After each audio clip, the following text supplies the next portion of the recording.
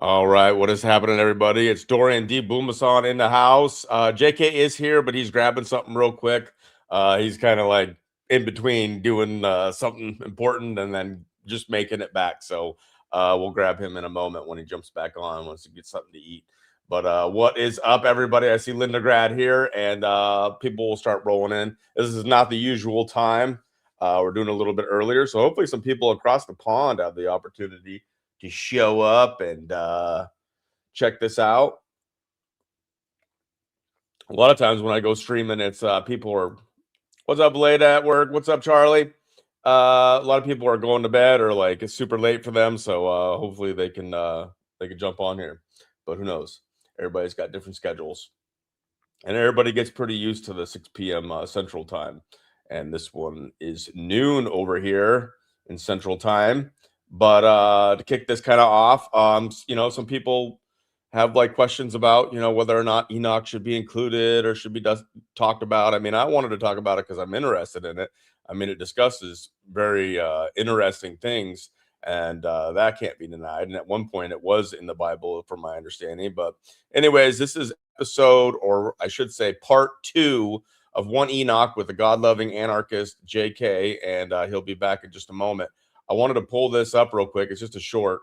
Why the book of Enoch was rejected. And I thought this was interesting. So we'll check this out. One person's take, anyways.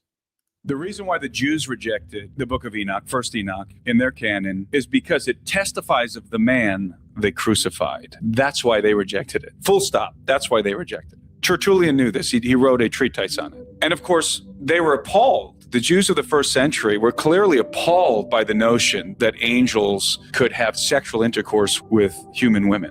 So that notion was rejected. And I think that's the main reason, the primary reason why the book of Enoch was excluded from the canon, was because its content was unsavory to certain people. But nevertheless, the story of Enoch is foundational to the biblical narrative. Foundational. Old and New Testament. And the prophecies of Enoch, namely in the book of parables, in first Enoch, is foundational to the eschatology of the writers of the New Testament. The writers of the New Testament were exceedingly conversant with the book of Enoch. In fact, their Christology, their understanding of who Jesus was, much of it is derived directly from the oracles of Enoch. The reason I thought that was an interesting take on it. All right. We'll get JK. Or did you get to check that out or listen to that, JK? Yeah, I did. Hello, everyone. Sorry for a bit delay, but I was literally running to be on time. I said to him, are you a little out of breath? Kind of. I wasn't really running, just going pretty fast, right? But right. I told you, man, I was like, even if I have to waste, I'm not waste, but like take up 30 minutes and warm people up and have some fun, man, I can do it. Yes, that's correct. I got some gift of gab, and I got that from working at Starbucks. But when I give my word, I don't like people waiting for me, because that's not fair, So that's why I suggested maybe we move it a bit, like a half an hour. But you already send invitations, So as well, that was the other way, right? So. But anyway, that's exactly 1 minute before. I know he literally jumped on 1 minute before. I was like getting all like fired up, like, okay, I'm gonna do this and I'm gonna do that. I'm gonna take up this much, I'm gonna welcome everybody and all this kind of stuff. And then he shows up. I'm like, dang, dude, you showed up like right as I'm getting ready to push the live button. It's kind of crazy how it works. But either way, you told me, it was just funny because I put out all my notifications. And once I put out notifications on Telegram, X, they go out on the Rumble, the Substack, people get emailed. And I'm like, bro, I'm not going to change it. If I have to like take 30 minutes where I talk about Enoch, and I had stuff set up just in case I needed to talk about it. I was going to pull it up on one of the links that are shared, and we can do it. So this will be part 2, and we got into a lot of stuff on part 1, and we'll see if we can wrap it all up here in this episode. We got plenty of time to do it, and we appreciate all of you that are showing up and that are hanging out, because I think this is important material. Like that guy was saying, there's various things, and I've done some more research between the first episode we done until now. And I find I see a lot of the big accounts and a lot of the people that are big time, even like Christian influencers or biblical scholars, a lot of them scoff at conspiracy theories. It's like they're completely plugged into the mainstream narrative, as in like they go to seminaries, they go to these places, and I think that they just get indoctrinated just like any other college by the powers that be and what they want them to preach and what they want them to focus on, and the translations they want them to put out there. And I'm listening to some people break down why Enoch isn't in the canons, or isn't one of the canons that's in the Bible. And they're blaming a lot of conspiracies, like that elites run the world, and they think that's ridiculous. And it's like, do you read your Bible, man? Do you read your Bible? The Prince of the Air? Like, come on, man. That's why I don't go to church. I can't find one. The church that I went to and I got baptized in, and I'll let you talk here, JK. I had a little bit of stuff prepared. But the small church that I got baptized in Warrenton, Oregon, along the coast, north of Seaside, Oregon, where I was living. Nice little church. But a young pastor came in. He had just gotten back, like when I started going there from the seminary or whatever, which happened to be in Missouri, which is just an odd coincidence that, you know, things happen that way. But I see him, and I'm still friends with him on Facebook, and I'm not trying to be a jerk, but like he like wears like Nirvana shirts and like takes his daughter to Disneyland all the time, and I'm like, bro, like, do you not like? I don't get it. It's like all you do is check off that you go to church or that you preach in church or something like that, and you don't know anything about what's going on in the world. You preach that that Satan's the prince of the air and that he's deceiving people all over in mass. People are so stupid, but we're so smart as Christians. And then you're always going to pedo freaking land. Like, come on, man. Like, it breaks my heart that this is the reality that we live in. And then like I said, you won't, like, I've never gone to a church where they actually preach about the things that are going on, whether it's, I mean, I'm not saying it doesn't exist. I'm just saying, I'm talking about various things that could be happening, whether it's cloning, whether it's fallen angels in corporeal form holding positions of high power, whether or not now they're using technology to, like, you know, basically Satan has a reach now because he can only be in one place at one time. But now that he has technology, he can be about basically anywhere he wants to be. It's crazy. And they don't talk about any of that shit. So anyways, JK, welcome. We can get started, but I wanted to go on a little rant there because it's like the place that I got baptized, the preacher, thank goodness I didn't get baptized by him. I got baptized by Barber Bob, and I'll tell that story someday. He was a cool guy. They seem to be all in, like, whether they go to seminaries or whatever, you know, they go to these places and they get educated on becoming a biblical scholar, and then they move up in mentorship to become a pastor. And it's like they just stick to basically worldly ways in a lot of ways while they preach against it. It doesn't make any freaking sense to me. So, JK, I'm glad you're here, man, and we can have this conversation and people can have the argument. You can believe what you want on this channel. I want everybody to be part of the conversation. We had that JK Booma streamer where people had the opportunity to even debate. We had one guy that disagreed, and he came up, and it was great to have that discourse and be able to discuss these things. We are not beyond approach. We will discuss things. You can have your belief system, and we want to be able to respect that. And at the same time, this is how the search for truth works. And sometimes it's easy, and sometimes it's not pretty. Sometimes it's not that much fun, but we're going to have some fun. So go ahead, JK. Okay, thank you very much, and thank you for introduction. And I want to welcome everyone. Thank you for coming. I know it's a bit different time than usually Booma streams, but it's because of me, because there is I believe 5 hours difference in the time zone between me and Booma. So we're trying to accommodate. But today I really wanted to start a bit later. Literally, Booma, I got a message 5 minutes before I was going to send you a message. Can we start it? And I see, oh shit, there is a message from Booma. Okay, so done deal, right? Oh, she's bollocks. Anyway, so I want to expand a bit about the Prince of Air, right? It just came to my mind. Prince of Air is a connection in a few ways, because Prince of Air can be Prince of waves, which is electronic waves, for example, electromagnetic waves, but as well waves in the sea. So you have maritime law, admiralty law, law of the sea. That's connection, where is connecting sea and sky, horizon, right? Looks like it's connecting, but it's not connecting exactly. Only looks like. to the horizon. And then he's God of the earth as well, as God said about him, right? Small g, not God the Father, not God the Son, not God the Holy Spirit, but God of this earth. So there's another connection over here. I was going to say about something else, D Booma brought, but I just slip up from my mind. I'm still like a freaking trying to catch my breath a bit, you know. Yeah. Oh, I hear you, man. When you're trying to jump from one thing to the other, I know you had prepared a lot, but it is tough to like completely refocus into something else. Sorry, I remember now. I was going to say about this at the end, but you remind me why they're not teaching about this, because people know it, but they cannot make on their own connection.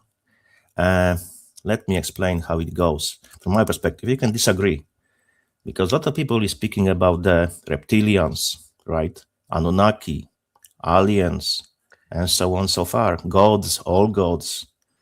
But if you really read the Bible, all of the religions mention about this, but only Bible explains it. Again, all religions speak about it, but only Bible explains it. It's very important. What I mean is, that's exactly what happened when 200 angels came, or another event when 1/3 of angels came to earth with the Lucifer, were exactly thrown to the earth, right? 2 events. I'll be speaking about it a bit later. So those were exactly all the gods, because when you would encounter angels even today, and you would see them make miracles, things which you cannot normally see, probably you would treat them as gods. That's exactly what happened in the ancient times. That's why we have all those names: Zeus, Echidna, Apollo, Apollyon, and so on and so far, Mars, and any other name. Those are, from my perspective, the gods which they were sent by God to the earth to help with the earth, to manage the earth. But unfortunately, they have gone against God, and he was bashing them. Were you helping bad people, but you scoff good people? So he was trying to change their ways. They didn't agree, and they rebel against him as well. So later we have question. Sorry, I'm still trying to catch my breath. So I'll be speaking about this later, and I will have question to the audience, because a bit I'm still struggling with it. I think I know the answer, to the question, but I just don't want to base my opinion just on feelings. I want to have something tangible I can hold to, and I can really sway one way or another, right? I think I know where I stand, but anyway, ask later. So we'll have like. But you don't want to discuss it? Like, what do you? Not yet, because it will be. I just brought it, just to mention about it, and later I bring it. It will be one of the points, during the conversation. So right. Well, look, JK, we don't have to have all the answers. That's what I appreciate about you. You are a little bit of a stickler in some of your ways, and which is fine with me, because people have a firm opinion in their faith. However, you're willing to have the discussion, which is the most important, and you're also willing to admit that you might not have things right all the time. You're willing to, in the face of other or opposing ideas, have that discourse, and if so needed, change your mind. That's the way. Because I've met a lot of and you're not you haven't done any pastoral work. You've studied this stuff for a long time, more independently, which I think is just like in the ways of universities, maybe even better, because you're not indoctrinated by the ways that they make you want to they were trying to do it with me, but it didn't work. Right. So I appreciate that. So there's always a discussion to be had. So if there's something that you don't have like a firm take on, we can still discuss it, because I do enjoy having those discussions, even if it leads to us saying we don't know. And I think that that's what more people need to know, because you'll watch a lot of podcasts, excuse me, where they think that they know. Excuse me. They act like they're like the authority and they know everything, and it drives me nuts. So being able to admit that you don't know is, I think, an important human attribute. When I was much younger, I was exactly standing like, oh, I know everything. I was too young, too stupid, and it took me a while before I figured out I don't know everything. I never will, So why the freaking point to make a claim that you know something and later you look like a stupid guy because someone brought to you very good evidence which exactly contradicts your standing point? Why should I go this way? Okay, I can admit I don't know everything, and I'm willing to discuss, like you mentioned. And if you really provide a good arguments, good evidence, of course I will change my mind. That would be stupid. Just do not change your mind, because then Right. it shows you're not legit, right? You have to think about yourself. Your ego will eat you, and it's not a good way. Yeah, and excuse my throat. I slept weird and woke up with a little bit of another scratchy throat. And I don't know what's going around here. It was like, I think it was like 14 degrees the other day. So we had all the blooming and all this kind of stuff going on with the trees, and it looked beautiful. Looked like we were headed towards a nice spring. And then that crazy weather came, and a lot of people got it. Sam got it up. Oh man, where she's at, and got tons of snow. We got a little bit of snow, but it basically froze everything and caused all the budding and stuff like that to cease. Some of the dahlias that were coming up are now down, and it's just so freaking sad. I'm hard pressed to believe that they're not doing this on purpose to destroy crops, to throw off the cycles of the plants and animals, and to eventually cause havoc so that we can't grow our own crops. That's for another day, but I'm just saying, like, I can't get this scratchiness out of my throat, and I've had it for a few weeks now. Thankfully, I haven't gotten full blown like sick or nothing like that. If you wish, I have several videos related to the subject on my channel. Food as a weapon, for example. I previously posted as well link to one of the PDFs. I have a few of them. I can draw them for you. So if you want to expand your knowledge, I have plenty of it on my channel. So whatever you're looking for, I literally ask you to check my channel first, because whatever you're looking for probably is there. Yeah, I don't doubt it. Does Odyssey have a pretty good search feature on your channel? Like, you got things you have to like tag it in a certain way. Like, if you were to look for something like that, would you look up like food weaponized or something like that? There is a search field, and sometimes people are making mistakes, so they use phrases. For example, I don't know, few words, right? So then, unfortunately, system will give you all the videos which have those particular names in the video, and it's multiple, very wide range. So what I would kindly suggest that, for example, you're looking for 9/11, you type 9/11, WDC, you look for the Jews, Zionists, Christianity, operation, whatever operation you're looking for, just type operation. And you have all list of operations in the videos, PDFs, and so on my channel. Biofield as well. Whatever you're looking for, one word, and you have a very long list, and it's plenty to choose from. Gotcha. Yeah, that was awesome. And then if you have questions, just ask JK, and he'd probably be able to track it down for you. This guy is he makes sure that he does to the best of his ability to find the answers for you when you ask him. And that's another thing I appreciate. Even though sometimes I think you go maybe even above and beyond what you necessarily need to, because I don't need to add any more stress to you. So you gotta be able to say no when you gotta say no. But I'm really excited to talk about Enoch, because this thing is so controversial, and we found out in the first one. I didn't realize it's estimated between 300 to 100 BC is before Christ, right? Yes, that's correct. And then we saw in that little video how it foretold some of the things that would happen with the Messiah, which is kind of crazy. But it's crazy that we don't know the author, but it was found with the Dead Sea Scrolls, correct? Yeah.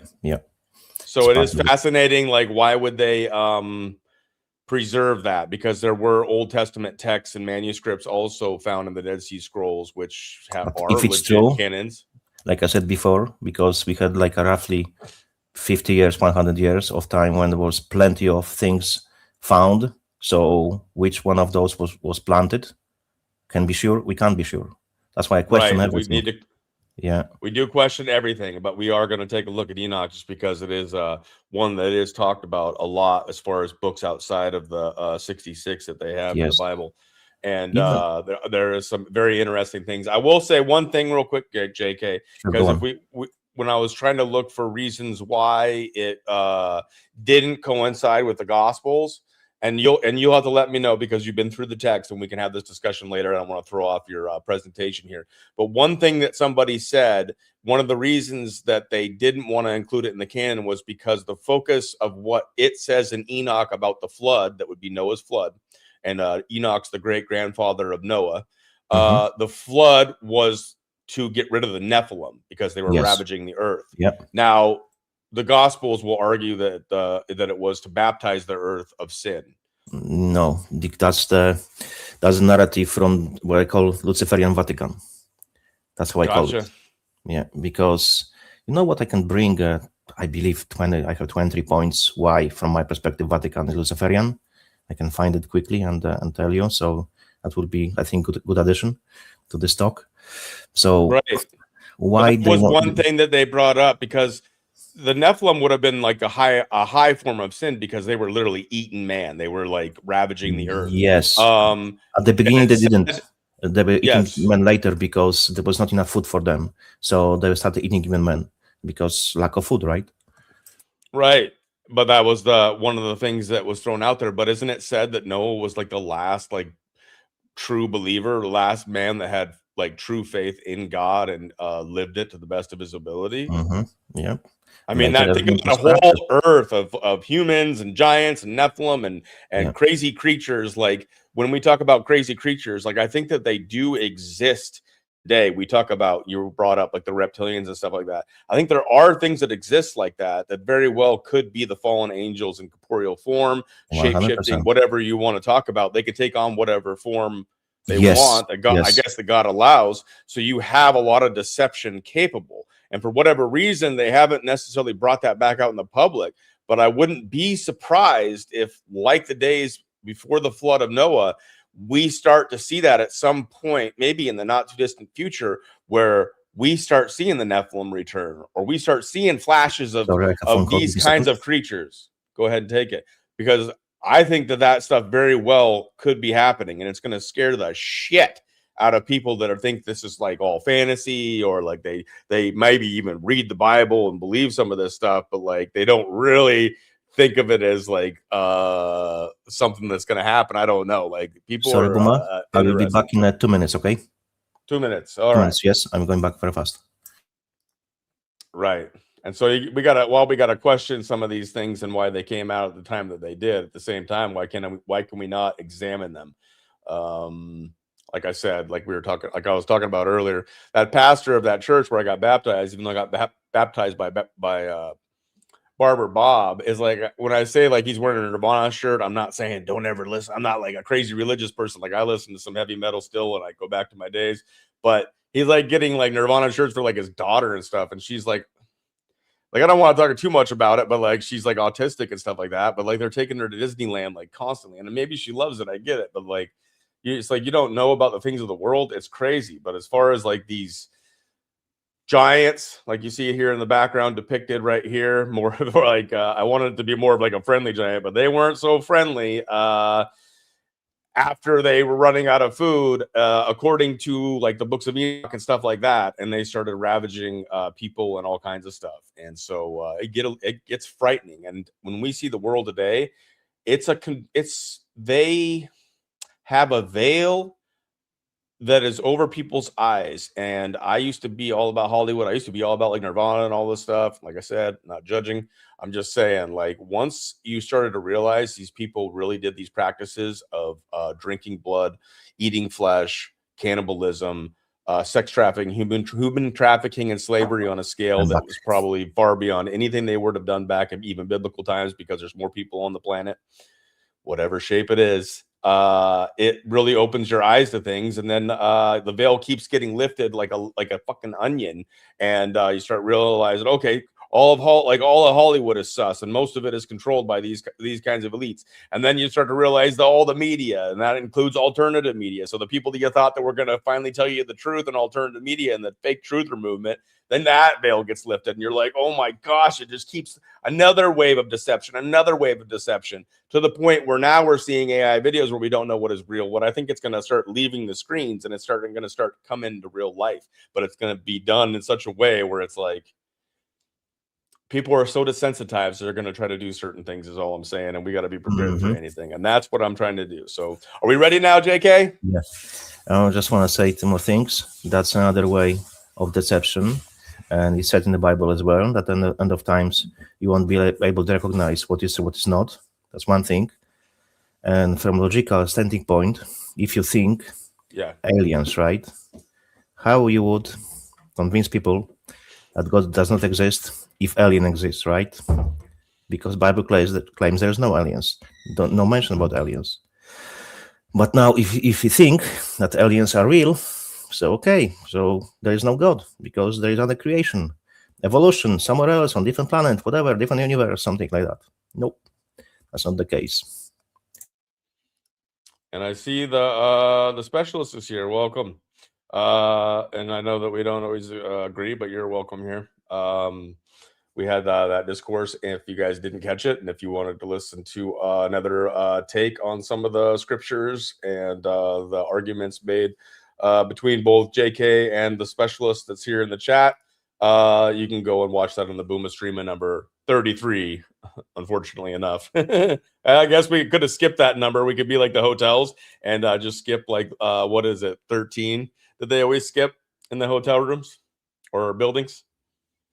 I think sometimes, yeah. I think it's number 13 was related to the Jesuits and what was the name? They were working in Vatican. They were killed because they were borrowing money to the kings, and it was related to the fighting for the Holy Land. So they were in power. They were then excommunicated and killed, and they were killed on Friday 13th mainly. So from that time, people believe that the Friday 13th it's a bad day, right? Yeah, and then Juxtaposition will always say, and he harped on 13 more than he did 33 because he was always saying that 13 stands for unity amongst Masons. It's their number where it's like, hoorah to them, because it's like unity amongst Masons, unity amongst the secret societies. All right, so we start now maybe Enoch, right? Yes, we got to the point where we were kind of describing some of the things that the fallen angels taught to the people. They taught them cosmetics, deception of the looks and appearance to be more seducing, maybe. Yes. They Deception, taught them tools and various things. Yep. They taught them weapons of war, correct? Yes, all weapons, armor, helmets, breastplates, shields, knives, swords, one hand, two hand, and so on. Yes. So why they did it? Because we can kill each other. And what they care is that God's creation will be dismantled, right? Because God commanded Lucifer to bow to people, serve them, but he was too proud. He didn't want to do it. So why the freaking he would do all the dirty work if we can do the work for him? Ergo, kill each other, right? That's unfortunately it's working all the time. That's why I'm against governments, because who is creating wars? You probably don't want to fight your neighbor. You don't want to unlive him. But even if you have quarrel and something happens, it's only happening locally. But with governments, it's happening all across the world. So from my perspective, if you would not have governments, you would not have, let's say, quote mark, global war, right? But we do, because we have governments. They are always the biggest perpetrators of the war and racism and inequality and all other shit which is dividing people. And we are all in between because we can't see who they are, unfortunately. Right. Well, you might argue that the fallen angels are still have been throughout time still teaching man how to create missiles and supersonic missiles, and who knows if nuclear is a legit thing or not. Yes, I question that as well. Right. I told you, remember before about the AI that the guys had the problems, they couldn't pass the certain step in the programming, and they always came with the idea in a dream, or someone gave them to respond to their question. They never figured out this step on their own. Always came up from outside. Were freaking fallen angels involved in the dreams, providing knowledge for someone? Who the fucking knows? Could be. Highly possible.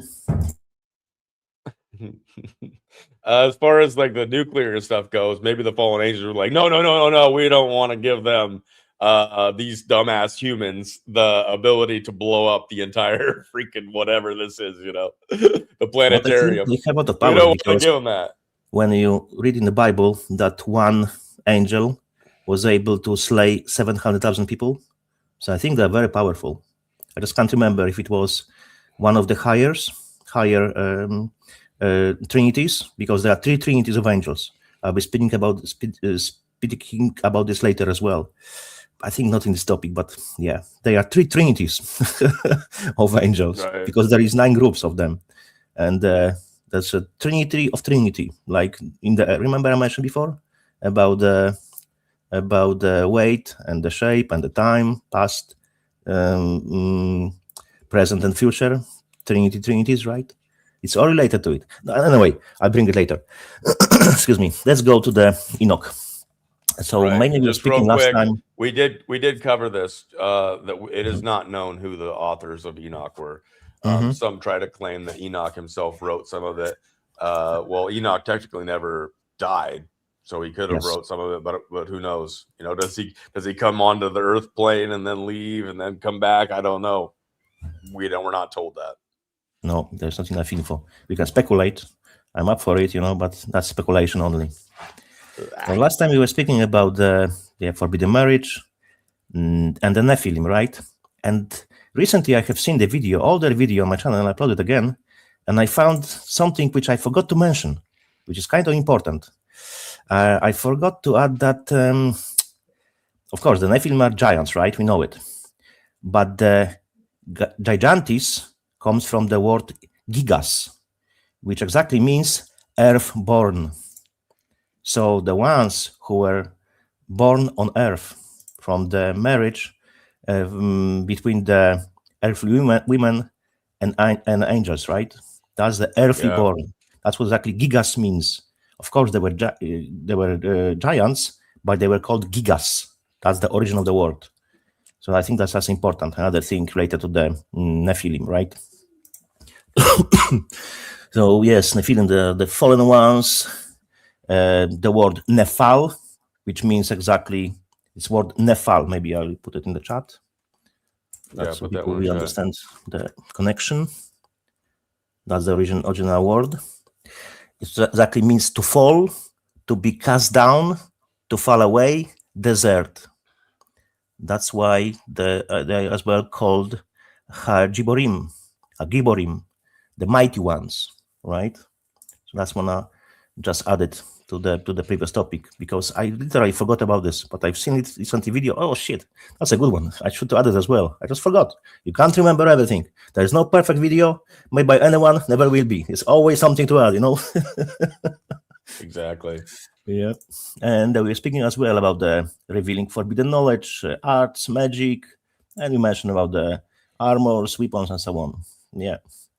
Possibly even the freaking if they have hand on the atomic bombs. I'm not sure they really exist, because if you look into the cities, Nagasaki, Hiroshima, right, and in Russia, supposedly should be not possible for anyone, because it should be huge radiation, right, and should be no possibility to live there, but yet people living there.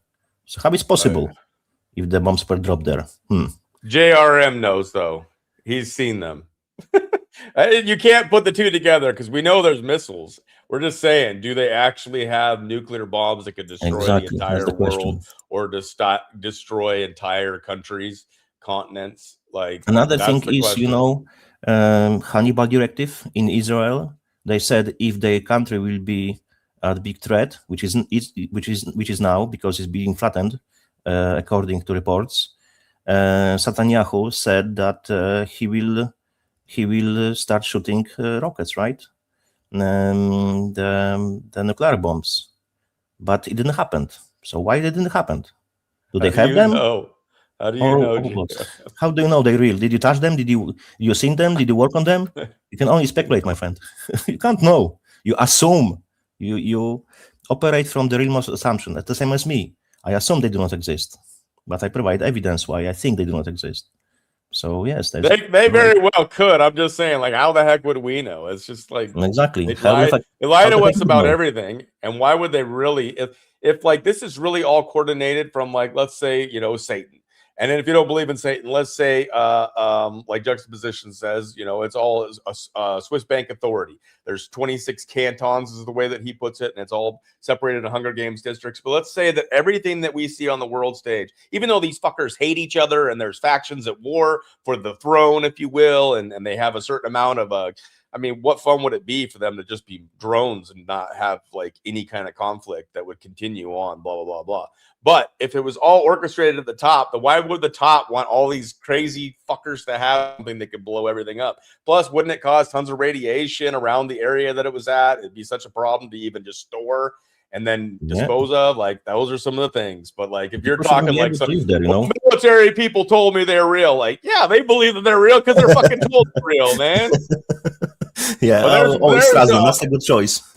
Yeah, arguably, like, there's worse weapons with what we heard with Maduro and all that kind of stuff. That's freaky shit. Or biological weapons where it leaves all the infrastructure intact, but it murders all life that's in the area. Ugh. Yeah. That could be, what was the other name? I forgot.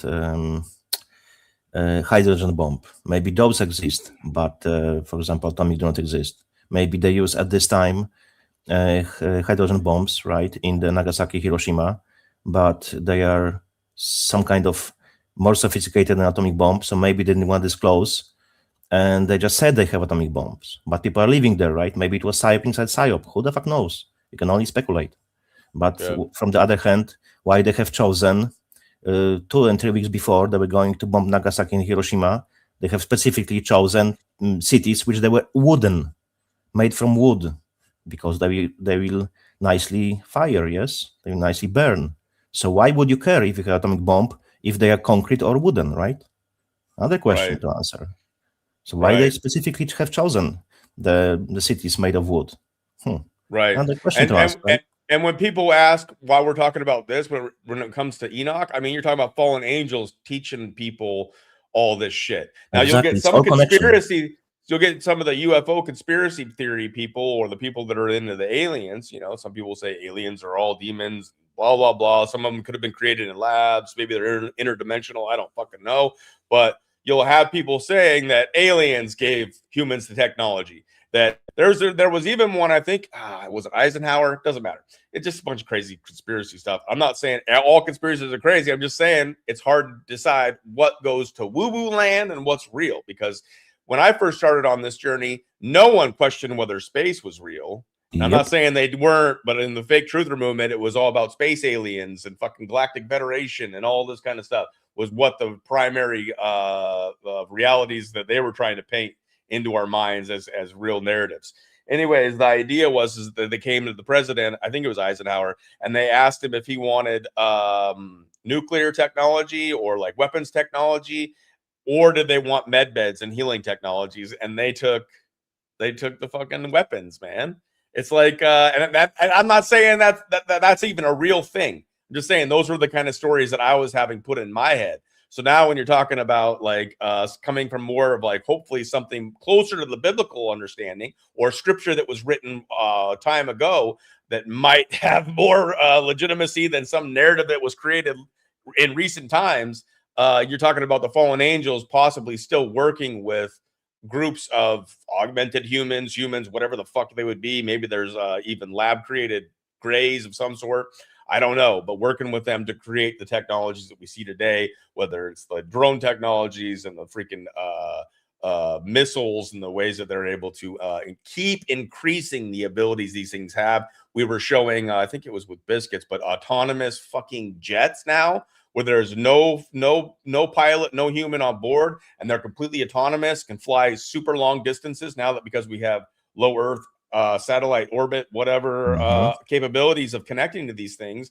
It's freaking scary, the crap that's still coming out, and it very well could be being directed by Satan or the fallen angels or whatever you want to call it, these evil forces, these evil interdimensional beings. If you're not a Christian or you don't believe in any of this stuff, I don't always like to call myself a Christian, but because I hate labels. but we're trying to get to the truth of it. We're trying to understand what's going on in the world. And I think that we can get some of that from this kind of text. Go ahead. Sorry. So look, for example, they are testing those weapons during war, right? Because later it's getting a label battle tested, war tested, right? And then what is happening, they usually bring into the civil market. So now imagine a situation. They are flying without an operator, right? Under its own control, AI. And then imagine you are jaywalking, right? And you're being ticketed, getting ticket for jaywalking. With who you will argue if there is no man or woman to speak with, right? Yeah. Right. So Exile and JRM, you guys can have this conversation there. I don't know how. Look, I don't know if they exist or not. See, look at the AI that we have today, and the stuff that I could create like that, like I'm just some idiot on the internet, creating a AI that can look fairly real. Imagine if they had that technology hidden, and they were showing you these atomic bombs and then whatnot. It's like the same thing. Even with the 9/11 plane that went down in Philadelphia, where the crater is, it doesn't make sense that it was a plane. It's like they do things to make you think. Blah, blah, blah, blah, blah. Give me one example, Dorian. Just one example. Whenever military release to the public maximum level of their capacity for the public use, did it ever happen? Did it ever happen that the stuff which military has released to the public and it's top notch what they have? Did they ever do that? Never. It's always few years behind, right? Or gutted and so on. So I suspect strongly that they had AI much earlier than we knew about. That's what I think too. And I don't know what this proves, JRM, when you say there were a couple loud booms. I mean, I believe in the sonic booms. I believe in a lot of the missiles. I'm not saying some of that stuff doesn't exist. I'm just talking about breaking of sound. Yeah, of course. When you talk about like Trump, I think is even saying he's talking about dropping a damn nuclear bomb on Iran and just leveling the whole fucking country. And it's just like, is it just a scare tactic? Or because if he really did that, that would be so fucked. And I don't think he really will, because I don't think he has that power, and I don't think that'll ever happen. But he's saying shit like that. Like I said, what's real? I don't know. It's tough to tell what they're allowed to have, the toys that they're allowed to play with. Those fucking entities, they feed on Lush. Look into it. And probably some people didn't hear about it. Some people definitely did. Lush. I think that's how we pronounce it in English. They are feeding of our emotions. So if there is scaremongering going around, they are thriving on it. So divide and conquer, right? Right. Yeah. You know what? Maybe I bring this stuff again. Just quickly before I will proceed further with the description of second part of 1 Enoch. I just start with just mentioning about the question to the chat, which I will ask later, definitely. Okay. This way you can get chat a bit more involved, right? Kind of. Cool. I know there are a lot of smart men and women over here. So if during my speech you will figure it out, what is the question, please do not provide the answer or the question itself, okay? People will start arguing on the chat, and some people will miss some important details, which I'm going to provide and so on. So just keep it for yourself, okay? I will reveal the question later. Just let everyone be on the same level, okay? Because I know 100% someone will figure it out. It's not very, very complex and very hard question to figure it out anyway.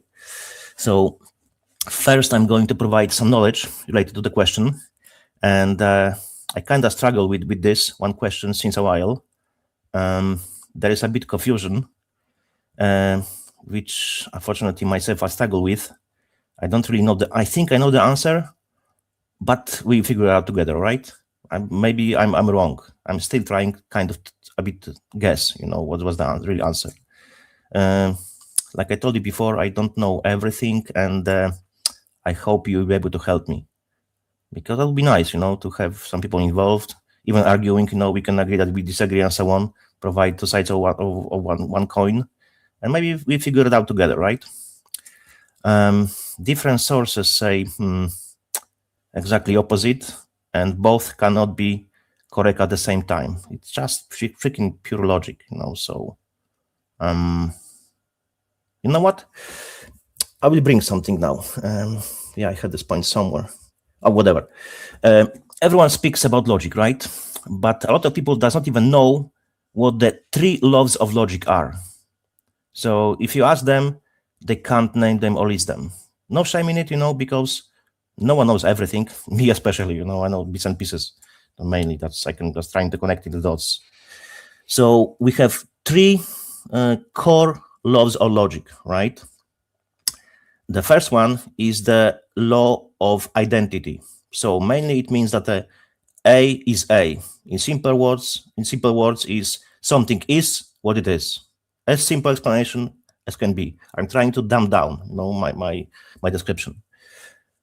Second one is what was that? Law of non-contradiction. A cannot be A and not A simultaneously at the same time. It cannot be 2 things, right? It is A, has to be A, and cannot be anything else at the same time. That's as simple as that. And there is as well a third law of logic, which is the law of excluded middle. Statement must be either true or false, with no third option, right? And please keep it in mind, because my question will exactly follow the laws of logic, okay? Go on, Booma. Yeah, we're doing some apologetics here, correct? Kind of a bit as well, mixed with the Enoch, right? I am not scholar, I never claim I am. Right, but I love the study of apologetics, and some people are not such fans of it, but I really did enjoy it because when it comes down to logic, when you're trying to decide if something's plausible or not, and you have conflicting belief systems, both can't be right. It's like you see the bumper sticker of Coexist, and you're like, Exactly. that sounds lovely in theory, but if you Yes. actually get into the doctrines or the teachings of each faith, they all are different at some point in a significant manner, which would cause war. The idea that I mean, I don't know if it's in the Quran or what the deal is, wherever they're talking about that Jesus is burning in hell and excrement. That's which in is that? the Is that the Talmud? So you yes. get stuff like that from various texts, and then I believe the Quran does say that Jesus was just a prophet, and to say that he was God is like blasphemy to them. So you get but these... as well, they say they can't read their own Quran. That's the problem with them, because their own Quran claims that Jesus will come back and will judge people, right? So what the fuck? When all I'm saying is that prophet in the history, he was claimed that he will come again to the earth and judge people. There is nothing like that. None of the main 3 religions. Right. So when you come to like this, trying to decide if something like Enoch is legit or some of the stuff that's talked about in it's legit, you have to weigh these various things. But like in the scripture, at least what we're given, like the most reliable source that we have of Jesus walking the planet, he literally claims to be the Son of God, therefore making himself the offspring. He is God. He's telling you that he's God. So he's either what he said he was, or he's a fucking lunatic out of his mind that should not be believed, trusted, or followed in any way, shape, or form. And there is no in between. And there's no in between. You either accept that he was God, or you reject him completely. And you have that freedom of choice. So let's understand how this works when you try to decide if something's true. People say, there's a lot of gray area in this world. There's a lot of gray area in this world. Look, people say, I can't believe it, can't not. Man, you cannot be fucking believe it or not. You are pregnant, you're not pregnant. You can't be fucking half pregnant. You are or you're not. Right. Very simple, right? You cannot have freaking, what is called, free slave. You are freaking free or you are slave. There's no in between. One or the other. You can't have freaking dry water. It's wet or it's not. If it's not water, right? There is no in between. Simple as that. Law of logic do work. Get into your head, and don't get into between. Unfortunately, it is dividing subject, because you have to be one or the other side. There is no in between. Sorry, one or the other side. Yeah. And we're all brought up in different cultures or in different perspectives and different family household dynamics. And that alone in our very early years shapes a lot of the ways that we'll accept something, our temperament, whether or not we even want to participate. There's a whole lot of people that would just rather you might call it sins of omission. They don't want to participate, but your non-participation is still a choice. So when you choose to like participate in searching for truth, you're at least trying and you're doing the best of your ability. But by not participating, which is what we get with a lot of our friends and family that think we're all wackadoos and they don't want to have anything to do with us, they've chosen to just not participate. They're giving consent. And therefore, they're not even part of the conversation. Yep. And by not being part of the conversation, the people that run the world get to do whatever the fuck they want. Yes, because the world is run on freaking contract. Get your freaking to your head. Because whenever government sends something information and we tell you that's what's going to happen, it's contract. They are sending to you. You have time to reply. You can reject it.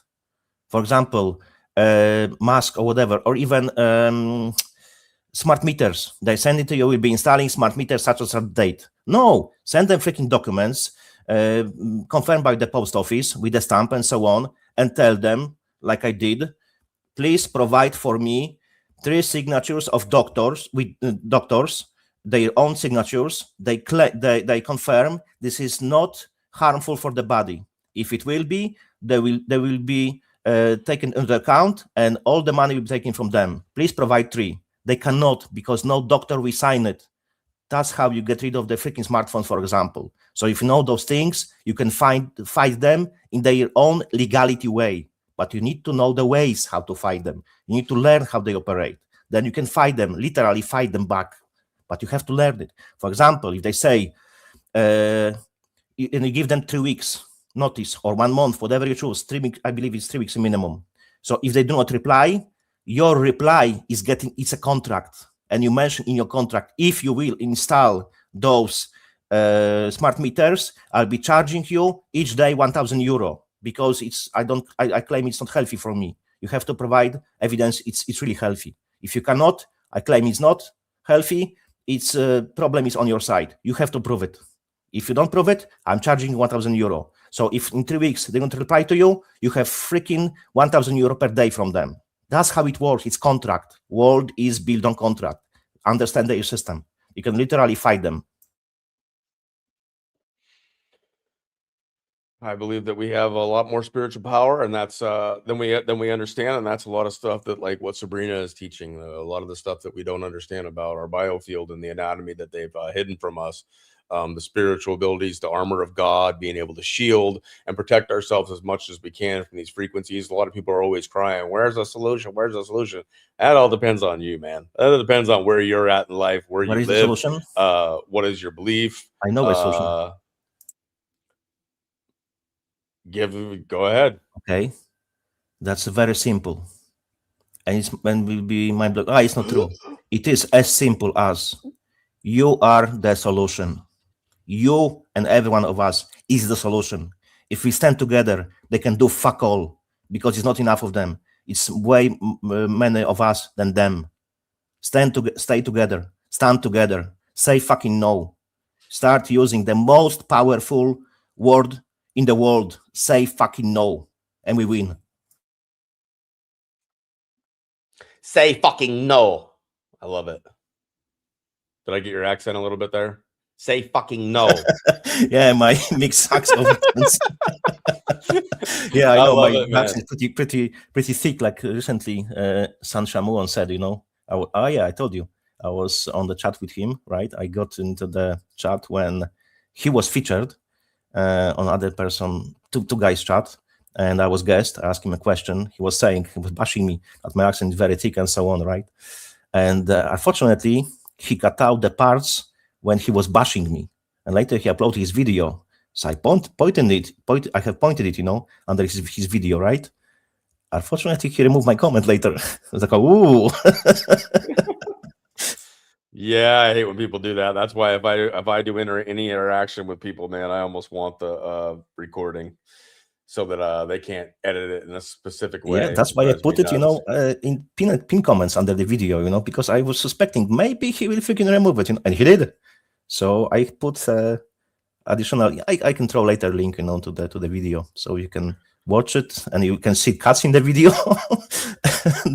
I fill up the gaps what was cut and what happened, who was bashing me what specific way, and so on so far, right? Right. Yeah. So you want a solution? Say fucking no. Yes, exactly. Say fucking no. And then Jay comes back, yes. That's correct. That's correct. All right. So non-compliance okay, is the way. Remember, not compliance. Do not fucking comply. So were you going through some of the parts? Now you understand that the one Enoch is like a compilation, and it's put together in would you call them chapters, parts? What do you chapters? Yes, chapters. Yeah. So where are we at with going through those and giving a synopsis of what we learn in them? I exactly didn't go by chapters like a per se. You know, I didn't cut it by per chapters. I remember in the last one we kind of got to like the cosmetics and like what they were teaching us. Yeah, Did you want to return to we can go further discussion? With that, right? Let's go further with that. What all they taught humanity, and it's all about the fallen angels coming to Earth, right? Those 200s, Mount Hermon, and so on. You know what? Maybe I bring this question now. That would be, I think, a good moment. Yeah, I think that would be a good one. There is a bit confusion, you know, people mixing or don't. Probably they heard about the both events, but kind of it's like a sleeping day in mind. They don't make a connection between them, or they connect them in one. That's when I ask you, you know. So just let me explain. We can speak about two different angelic rebellions, right?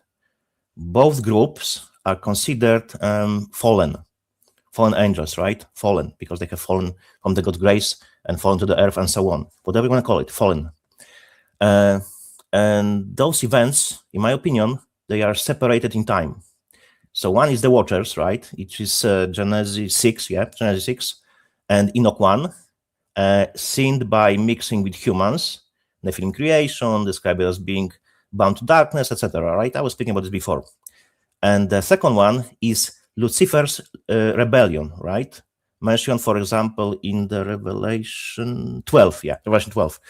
It was revolt against God's authority. He was cast down with the number of 1/3 of stars of heaven, which exactly stars of heaven are angels. And now you have to take into consideration, because if you really go by the scripture, every man ever alive had always assigned angel to him, guardian angel, right? So now imagine how many people are already on earth. So now imagine how freaking many angels are and where. So 1/3 of angels is freaking huge number, man. If you really think about it, huge number. But we only know 1/3. How many of them in numbers? No clue. But I would say millions. I don't really believe that we have billions of people on Earth, because it's all BS as well. But yeah, definitely millions. So if you have those millions entities on Earth and they're very powerful, what they are freaking putting their hands in, right? And hands on. That's the question we have to ask. And what we can see around the world, across the world, plenty of shit is going on, right?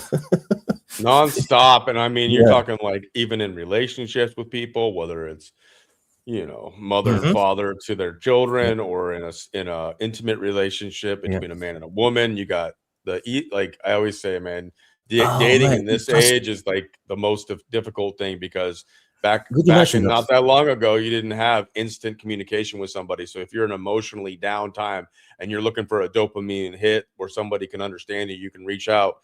And next thing you know, you're like in a situation where you're like falling in love with you think you're falling in love with somebody else. And those little principalities, those demons, those fallen angels, whatever, are whispering things in your ears, like you deserve more. You're better than this person. Two things: principalities and marriage. Remind me, please, later. I want to speak about this. Yeah, sorry, I interrupted. Excellent. But yeah, so I think they're everywhere. I don't think it's just one to one either. I think that they have like groups or regions or certain people groups maybe that they're connected to more so, different principalities of different areas. That's the way I think of it anyways. I'm not sure. I don't see into the spiritual realm. Marriage. You just brought it and just triggered my memory. I remember one of the exorcists, freaking can't remember, Rippergar maybe? From Vatican, but he's legit exorcist. He said, for example, how they attack marriage because they hate marriage. Because God commands it to be married, right? And they hate it. They want to destroy it. So he gave example. he said something like, let's say there is a marriage, yeah, and they have anniversary, right? Man is in bed, right? Sitting in bed, staying in bed, laying in bed, and the woman is coming to him because he wanna surprise him, right, with the breakfast or something, and she is asking him how long you are going to stay in bed because she wanna prepare, timely manner, want to prepare and so on, right? And but then demon comes and whispering to his ear, and this moment he is thinking, oh shit, she's attacking me now. She doesn't allow me to stay longer in bed, and they start arguing. You see, all was good, but whispering came into the picture, and all is fucking getting destroyed. That's how they freaking operate. That's a pretty good example, to be honest. I really like it. Yeah. And the other one was what? Principalities. Yeah. So I have created like a angelology, which I will be speaking about during the Satan Show season, because it will be related exactly to the Trinity of Trinities and Holy Trinity. So I just want to mention about it. So it's for the future. I don't want to break the subject now because it's a long one. So it's no point to bring it now, right? So we do it on the other stream because we too many things mingle together, and I just want to focus on this one now, right? Gotcha.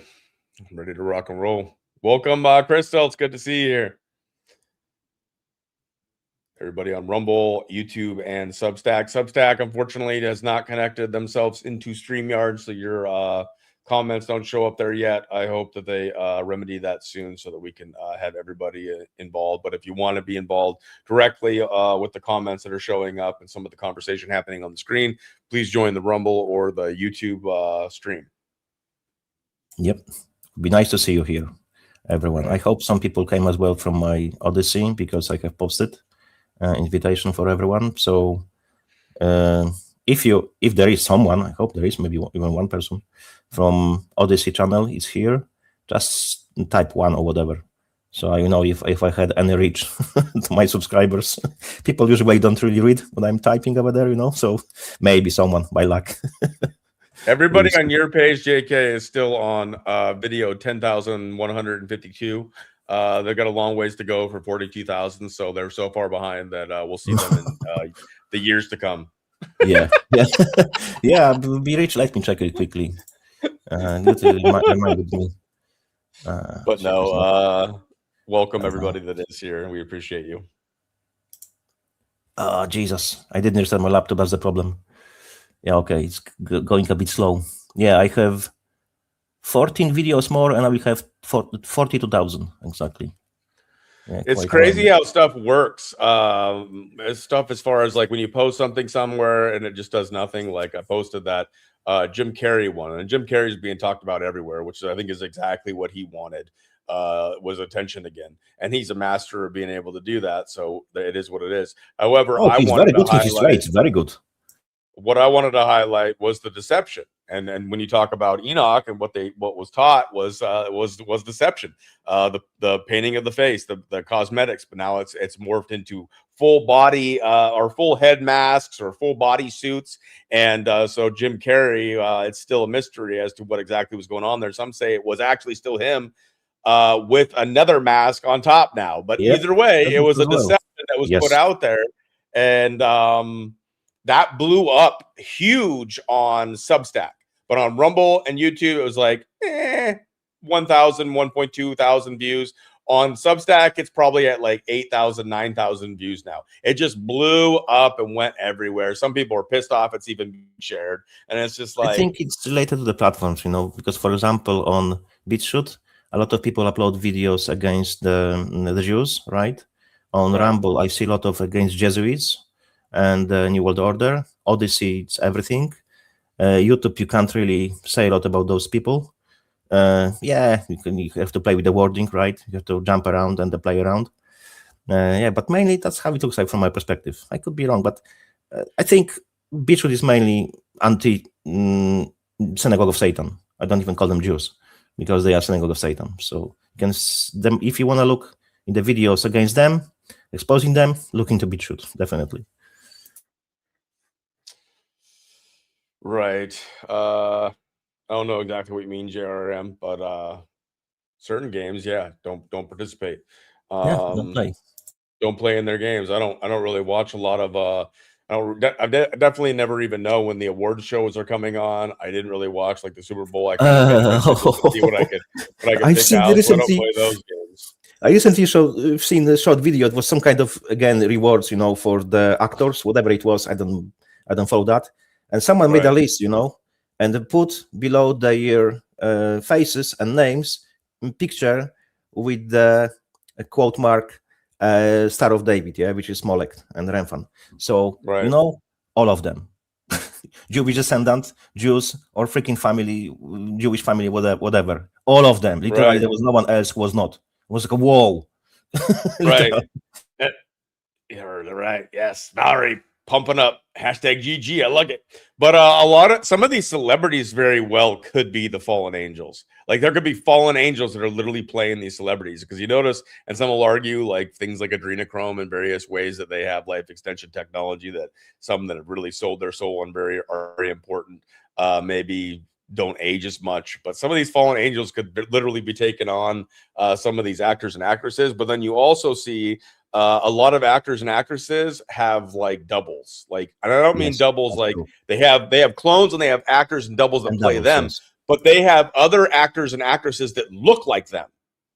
Some call it Project Mannequin, where they've literally they brought them up at the same time and saw which one was going to be the more famous one, but they're still like B and C level actors. But if you were to look at their faces side by side, and this could be male or female, they could be male and female counterparts where they have the same look. They're showing us the same looking celebrities with different actual corporeal beings of whatever sort. It's Even crazy. if you go on my channel, there are several videos. I was on probably around 10. I have historical photos of the famous people and put next to their face, actor or someone popular from today's. And they look alike, like a freaking clone.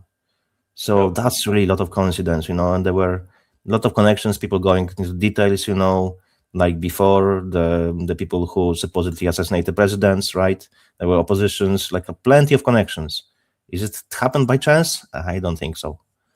Right. And so like that was some of the stuff that they were talking about before the Noah's flood.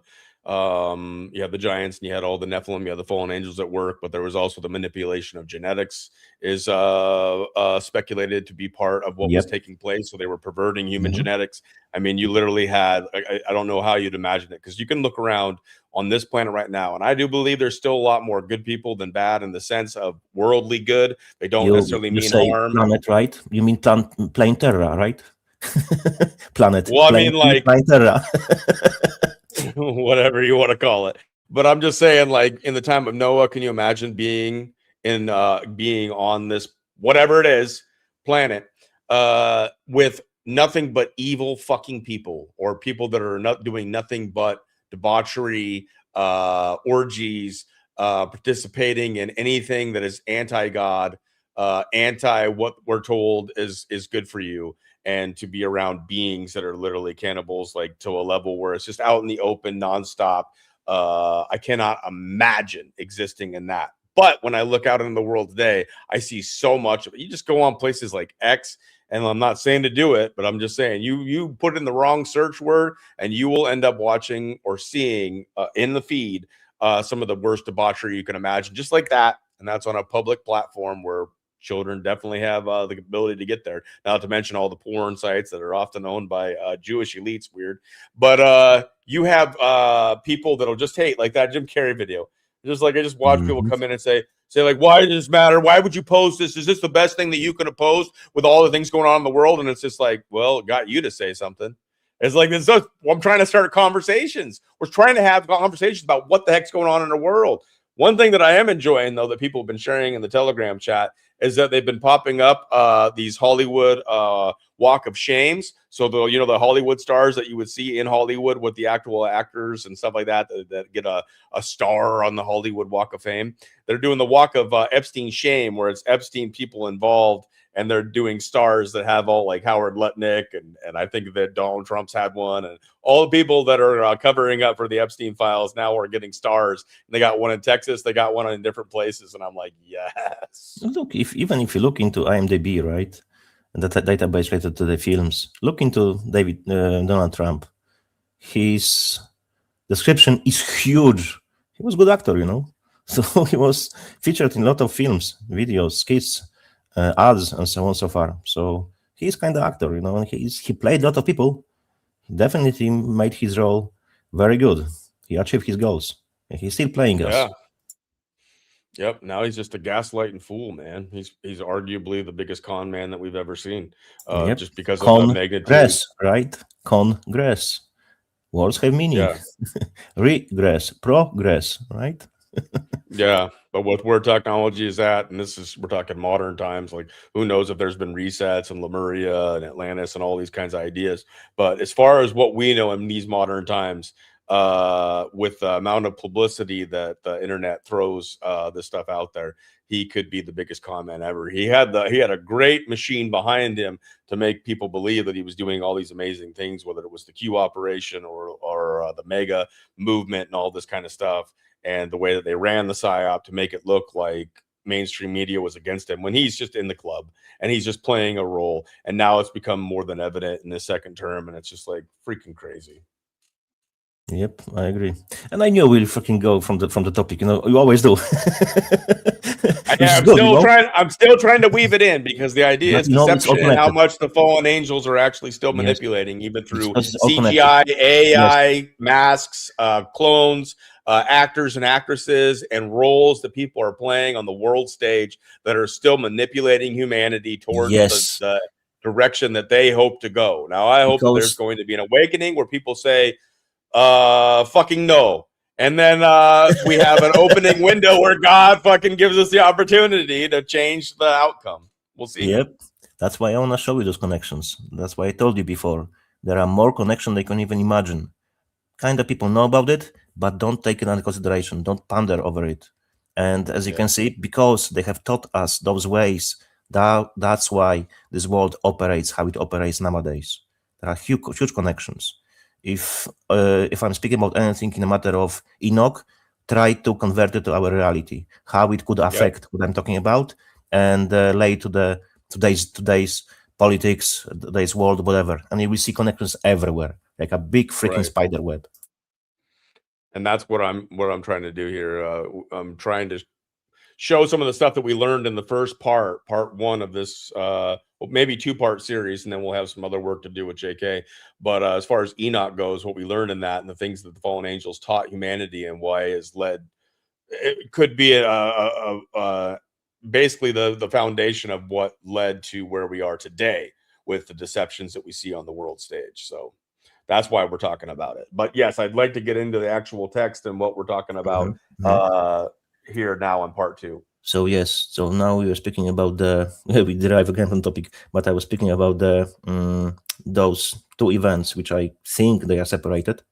200 angels, Nephilim, human wives, children's, right? Nephilim, gigantis, Hagiborim, and so on and so forth. And the second one was Lucifer with the 1/3 of angels, right? Thrown from heaven, fall to the earth like lightning, and so on and so forth. That's why you can see lightning very often in the music industry. That's why, for example, Nazis, they had double lightning as well, right? It's all the same because those symbols, they mean something.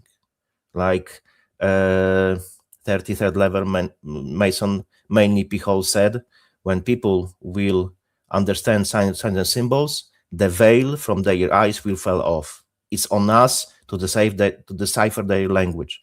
And the signs and symbols, it is a language. They're operating on that. And it's on us. We have to understand and later comprehend what it means, what they are showing us, because they operate in the realm of natural and karma. I was speaking about this before, so I won't be explaining this stuff again. Hopefully you remember. So let's go back to this. So about those rebellions and the throwing down the Satan and so on. So a lot of sources say that the Lucifer, as well was called Satan, right, was cast from the heaven before 200 fallen angels, the Watchers, mentioned in the one Enoch, right, and Genesis 6. Other sources say, like 2 Enoch, which I don't really trust fully, half and half, I'm still on the fence with it, excuse me, And some as well scholars say that, for example, according to Enoch, freaking 18 or 19, sorry, can't remember. Yeah, the Watchers as well, called Grigori, right? Including a group of 200. I remember I mentioned about this before. Samaiza and Azazel, right? They identified that event as a separated earlier group of fallen angels, then 1/3 of angels of Lucifer rebellion, right? So what interesting is that this one I remember, I think, 2 Enoch 18:3 or 18:4. You can check it for me, please, if someone can. All fallen angels are collectively referred as the servants of Satanael. Servants, or let me put it down. Satanael. Sorry, I switched off my mic.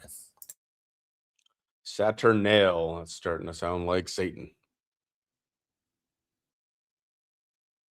What's happening, Yes, Mr. exactly. Jones? So it's exactly reference to the Satan, right? So maybe that's the confusion, because this group Satanael, Satan, is as well described as the previous example, which is Lucifer, Satan, right? From my perspective, it looks like a group of angels with the name Satanael, Satan, is mixed with the name of one entity, which is Satan himself. So that's the reason why I do not really fully trust Enoch 2. One of few reasons, many reasons. I have said it before during previous streams, and I think on minimum 2-3 occasions. So anyway, there are many examples, but today we focus on Enoch 1 and not 2, right? Like I said before, I'm crazy about details, right? I just like the nitty-gritty and details. So anyway, it's time for the mentioned question. Probably you already figured it out, but anyway, let's go with it. I'm nearly sure that those events, I cannot be 100% sure, that those events did not happen at the same time simultaneously. Which group, so the question is, which group of angels has gone to the earth first? Lucifer and 1/3 of angels, or 200 angels, watchers at Mount Hermon? From my perspective, it's Lucifer and 1/3 of angels were cast to the earth before 200, yeah? If I'm wrong, please correct me. So again, the question is, which event was first one? Please provide justification for your claim, right? Let me know what you think.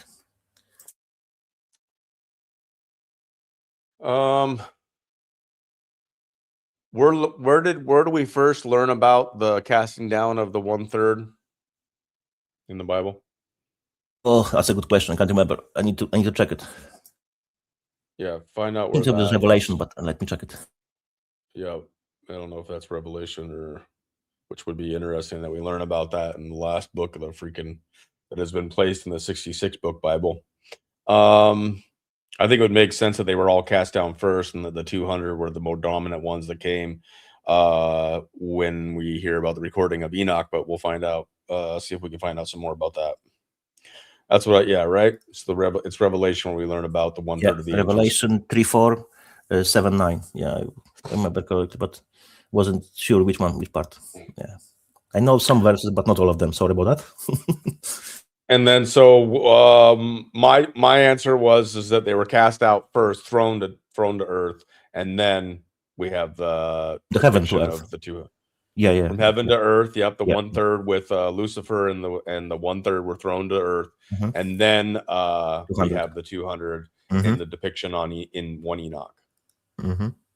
That's my assumption as well. So someone has the opposite way of explaining that, because I'm really curious about it, because I still am not on the fence with it. I'm not sure. From my perspective, it's 1/3 first and Lucifer, then 200, but maybe it was other way around.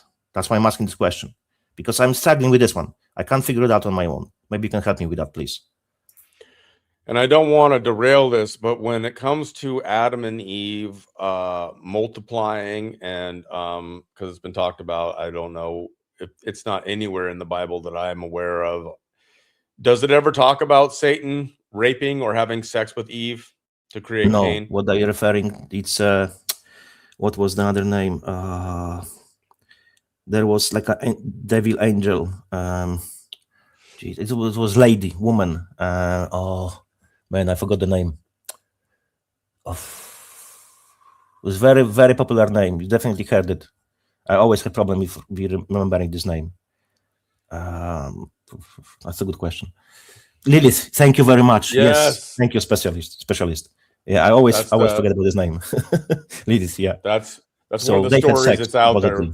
there. Whether or not it's true or not, I don't know. It wasn't, but some people say that Eve was Lilith, but it's just like a New Age crap, and the old perversion of Bible. Yeah. Oh, it's in the Talmudic tradition. Yes. Oh, fuck that shit. Perversion of Bible, so that's what the Jews do. And that is one that gets pushed a lot, though. That's one that gets pushed a lot in the fake truther movement and a lot of these more New Age. Not that there's anything new, but this New Age Christianity push.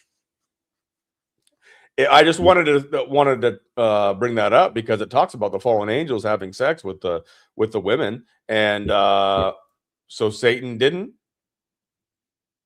or we don't have any depiction of him specifically, because you would think that he would create the ultimate spawn of Satan. Yeah, yeah.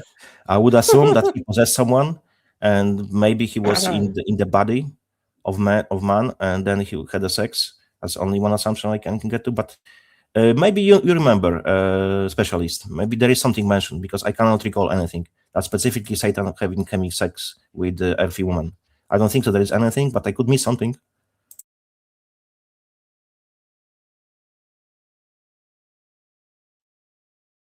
There's also scripture where two angels come down and they're in corporeal form, and I don't remember where it's at. I'm looking it up right now, but it talks about how they were having to be protected because. Not that they were having to be protected, but they were being protected. And the father of the household where they were dwelling within, and there was people outside yelling and screaming that they wanted them to come out so they could have sex with them.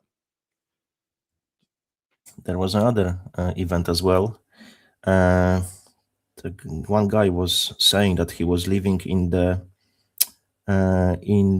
jungle. He came to the jungle and he was trying to convert Indians, let's say, right? Natives. And they didn't believe in God, they didn't believe in Christ, and so on. So they were going to kill him, right? And they came during the night.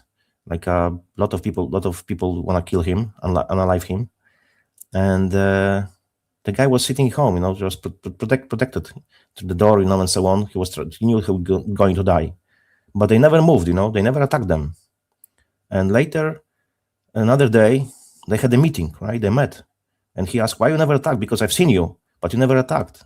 And he said, we couldn't attack. Why? Because there were hundreds of men standing with the swords around your house. It was too many of them. And the guy was, no one was there. And then they figured out they were angels protecting his house. And this way, he converted him to Christianity and his whole tribe. That's kind of interesting. That's crazy. Here, I'll show what I was talking about, though, that is in scripture. When it talks about in Genesis 19, two angels disguised as human men, they were visiting Sodom and Gomorrah. And yes, okay. Yes, this is where they were talking about. Before they had gone to bed, all the men from every part of the city of Sodom, both young and old, surrounded the house. They called to Lot, where are the men who came to you tonight? Bring them out so that we can have sex with them. This is Genesis 19:4-5. The angels proceeded to bind the men surrounding the house and urged Lot and his family to flee the city. The wrath of God was about to fall. Lot and his family fled the city, and then the Lord rained down burning sulfur on Sodom and Gomorrah, yada, yada, yada, that you can see there. And I think that it was Lot's wife turned to stone, right? She looked back. They were told to flee and not even look back. Specifically this event, this exact moment, but yeah, the factual knowledge, yeah. I can't remember if it was exactly the same moment.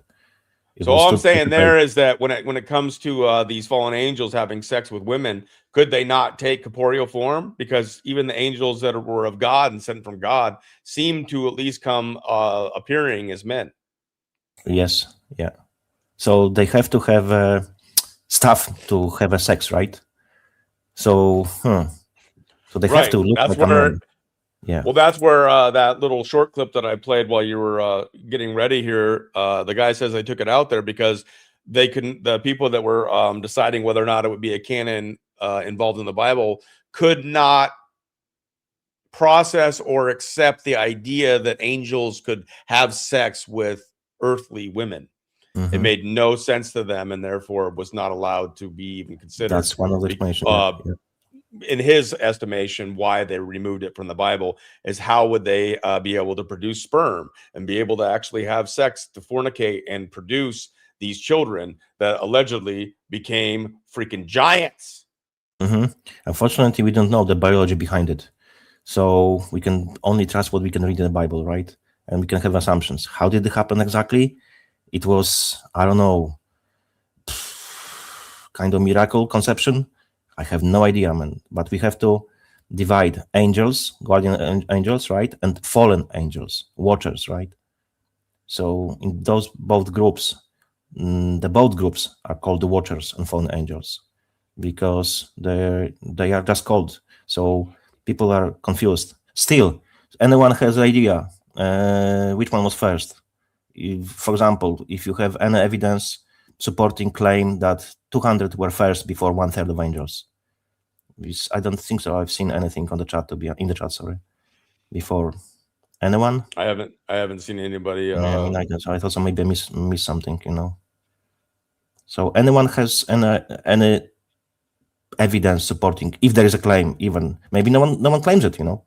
But I'm struggling with this question, so if you guys aren't understanding what is being asked here, if anybody has an idea or wants to make a claim or has evidence, I guess you would say, that's in the chat, did God throw Satan and the 1/3 of the angels that followed him down to earth first, or did the 200 fallen angels come and corrupt man and woman or humanity at the time first?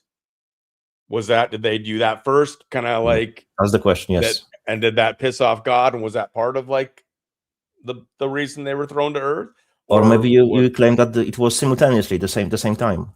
So I'm open for discussion, you know. So if you have some evidence, please bring it, because I'm struggling with this one. I cannot find on my own the answer to this. I was looking to multiple sources and I can't fucking figure it out. Yeah, well then my other question to you is, do you believe in pre-Adamites? I don't. Because you do not. Nope, because first one was Adam, which is both Adam and Eve. They are both called Adam. Eve is called Adam as well. So they are Adamites. So there was no before, there's no pre-Adamites. If you have an evidence, please provide. Because one thing that I've always struggled with was the idea that Adam and Eve had children that had sex with each other. Yeah, for me as well. That's the sex with each other. So it's like a freaking incest, right? So kind of. So because because Adam and Eve could have been separate. I'm not saying this is true, and some of this could be perversion according to some people's beliefs. I get that. And then there's people that just don't even want to have this conversation. It's not necessarily popular amongst people that have differing faiths. I get that. But the idea is that possibly what could have been going on was that they'd already fallen. They'd already perverted a certain amount of people that they already existed. Then when Adam and Eve fell, they fell into this freaking mess. I don't know. I don't know. So it means there would be pre-Adamites, but I don't believe it. So, but how to explain it exactly? To be honest, I never looked deep enough into this particular topic, so I cannot give you answer one way or another. Sorry, I don't know everything. But Crystal thinks that Satan first, because it was the 200 first fell mixing with women. He was never specific. Yeah, I think as well the first 1/3 on Satan. But that's why I ask, you know, because I want to be clear, you know, what I'm thinking, and I'm still not clear what I'm thinking in this matter. So my assumption is 1/3. That's it. Just because it doesn't say that God created people other than Adam and Eve afterwards for their kids to procreate with doesn't mean he didn't. And that's what I'm saying. Like it would have been it would have taken a lot of time, and then it would have just been like, I know that the bloodlines of today still try to like breed within their own bloodlines, and then they have like anomalies, you know, where you have like I'm talking mental retardation, chromosome stuff, and all kinds. And so, and then there's some people I've heard in the Christian faith that I believe a lot of it has been taught by Masons, honestly, the way that they wanted to believe, Masons being controlled by Luciferianism, whatever you want to say. 100%, yes. They'll say that bloodlines were pure until a certain time, maybe Babel or something like that, and then God perverted it so that they would stop having sex with their own family No, members. God didn't pervert it. It was fallen angels who perverted it. So it's not God. God wouldn't do that. That's a false teaching. It was fallen angels. Well, when did they do that then? When they created the bloodlines, when they came to Earth, right? Mount Hermon, and as well, Mount Hermon.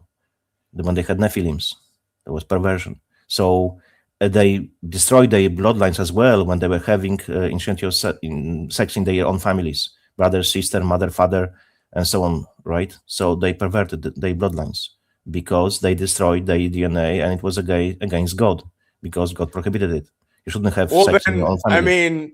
I guess we're looking at it from a time period that's far removed from the beginning of Adam and Eve.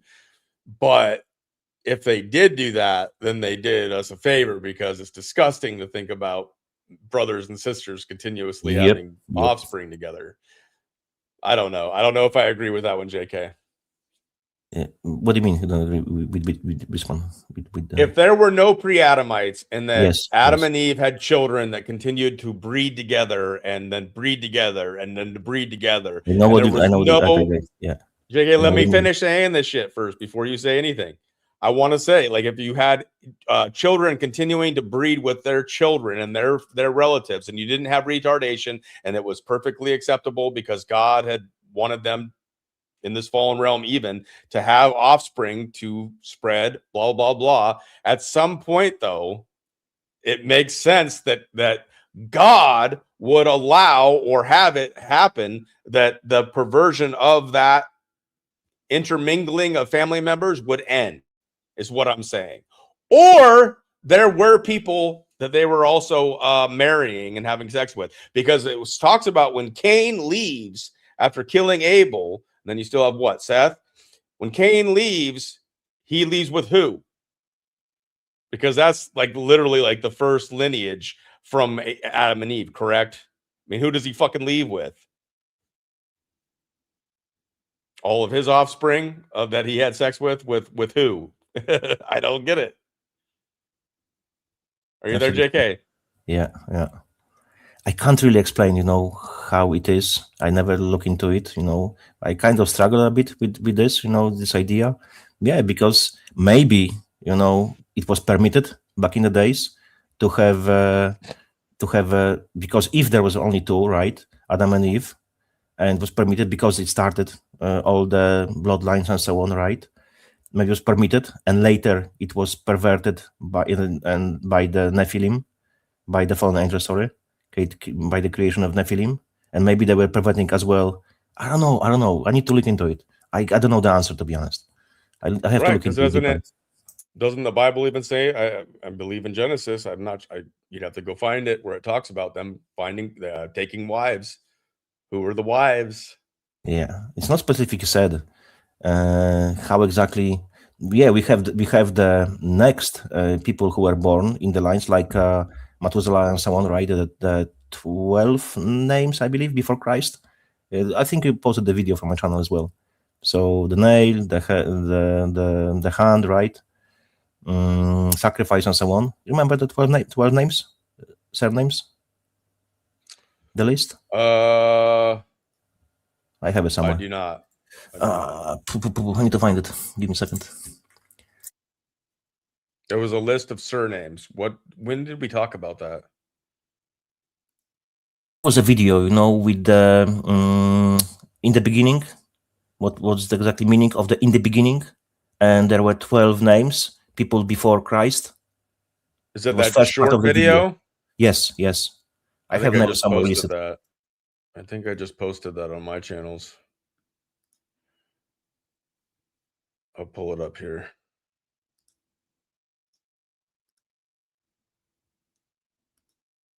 And I'll share this, and we will take a look about what this says, where she gets into the names here. Is this it? No, it's before. It's before when he's listening, listing all the names. Yeah. Oh, there it Here. is. There it is. Yeah, There it is. There it is. Adam, Seth. Yeah, that's the one. That's the list. So we have Adam and Seth later, right? But we will need to really go into the genealogy. I never did, to be honest. I never checked all of them, who connected with who. I know just those 12. I never look into all the 3, right? But yeah, I think it's a small project. Okay, I'll work on it. That will be a good idea, I think. So yes, so Adam and Eve, right? Seth. And Seth with who later had the Enoch, right? And what were the splitting? Because I don't think so. They had only one child. I think they had in the marriage multiple children, right? So they were creating different branches of the families. So yeah, we need to look into the whole genealogy then we'll be able to figure it out. But yeah, the important thing is Adam and Eve, Seth, and Seth with who later. That's the crucial moment, how it exactly started, right? So maybe between Seth and Adam, there was someone else, but wasn't chosen. Yeah, we need to look into it. Heiser podcast. Heiser. I think I came across that guy. Okay. I'd have to look into him, but it doesn't talk anything about Cain in that one. It doesn't mention Abel was Abel the slain, like who he is, or it doesn't mention those two in the chronological genealogy. Yeah, I never look into it. This subject I'm totally green. I cannot, or yellow, whatever you say it in English. Yeah, I never look into it, but I will. You see, I don't know everything. Oh yeah, I came in when I was researching the Enoch information. I came across Heiser, and he also seems to believe that Enoch is something that should be taken into consideration regarding whether or not you should talk about it or include it in your studies. Let me look up Heiser Enoch.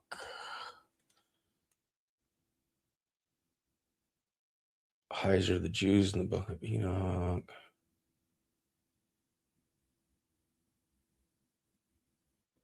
Demons are not fallen angels. Interesting.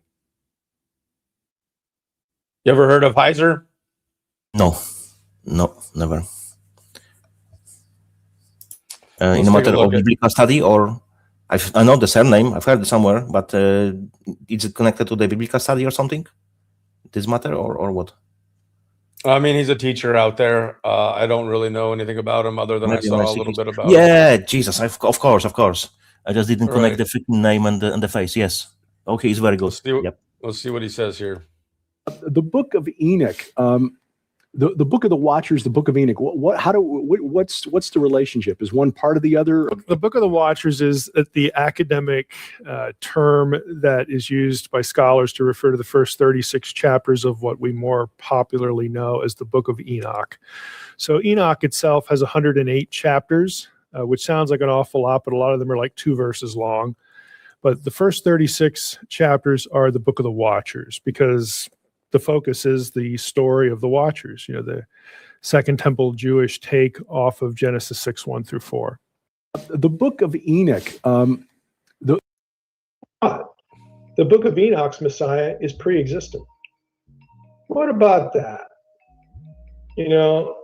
So it has value, again, for making the point that, a Jew listening to Jesus or reading one of the New Testament Gospels, where it gets into this pre-existence idea, a Jew's not going to hear that or read it and think, well, that's crazy. But the book of... Interesting. Yeah. That's why Jews, one more from this guy that I thought would be interesting. Should I have his videos in the Bible? I totally forgot about his surname. Totally on me, But I have his videos on my channel. 100%. Right. Yeah, he's good. Let me false teachings of there's always going to be somebody that doesn't agree. And I often, when I found this, so I was looking at takes like his, take like the guy that I showed in the beginning, and then I was looking at people that tried to refute it and stuff like that. And the answers that I was getting from the people that were refuting it were so focused on the idea that conspiracy theories and stuff like that were the problem and all this kind of stuff that I was like, oh my gosh, these people don't even take into consideration that Satan is conspiring in this world. Like I can't even take them seriously. So I'll watch this last one on Heiser, and then we'll move on to JK and what we're going to get into a little bit more here too.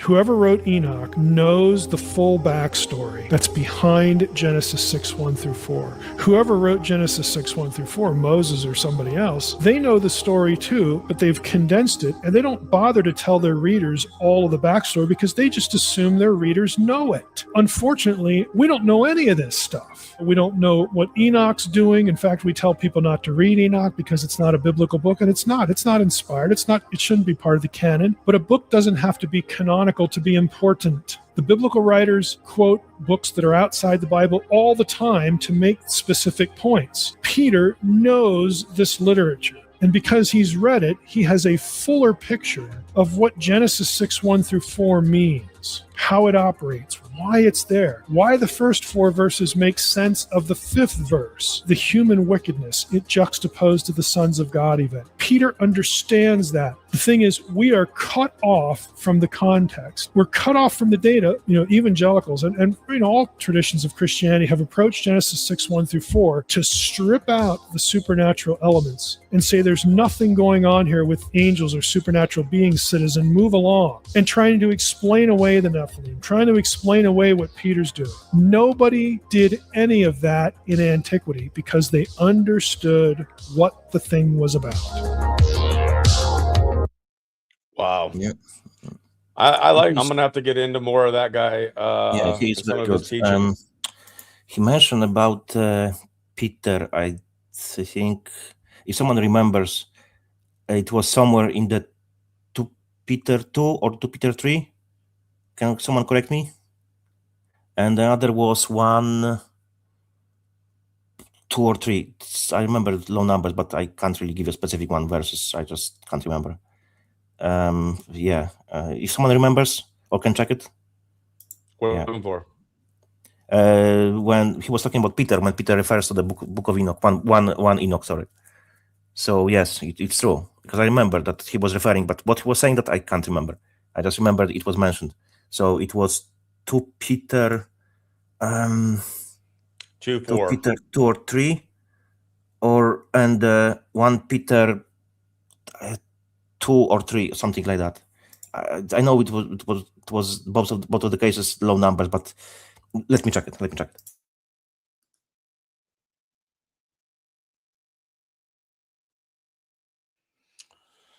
I got that it's 2 Peter 2, 4.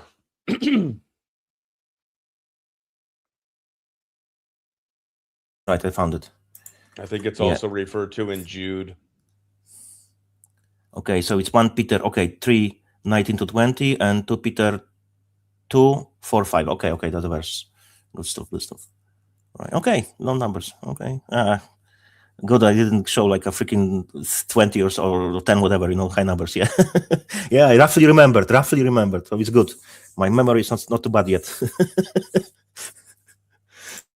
Yeah, so some of the Gospels do refer to the book of Enoch. That is true, but I cannot find anywhere where Jesus specifically brought up the book of Enoch himself. I don't know. Answer this question. Let me check it. When I was doing some of my research, I couldn't find it unless I was just getting fed the search results that they want me to believe. You know what I mean?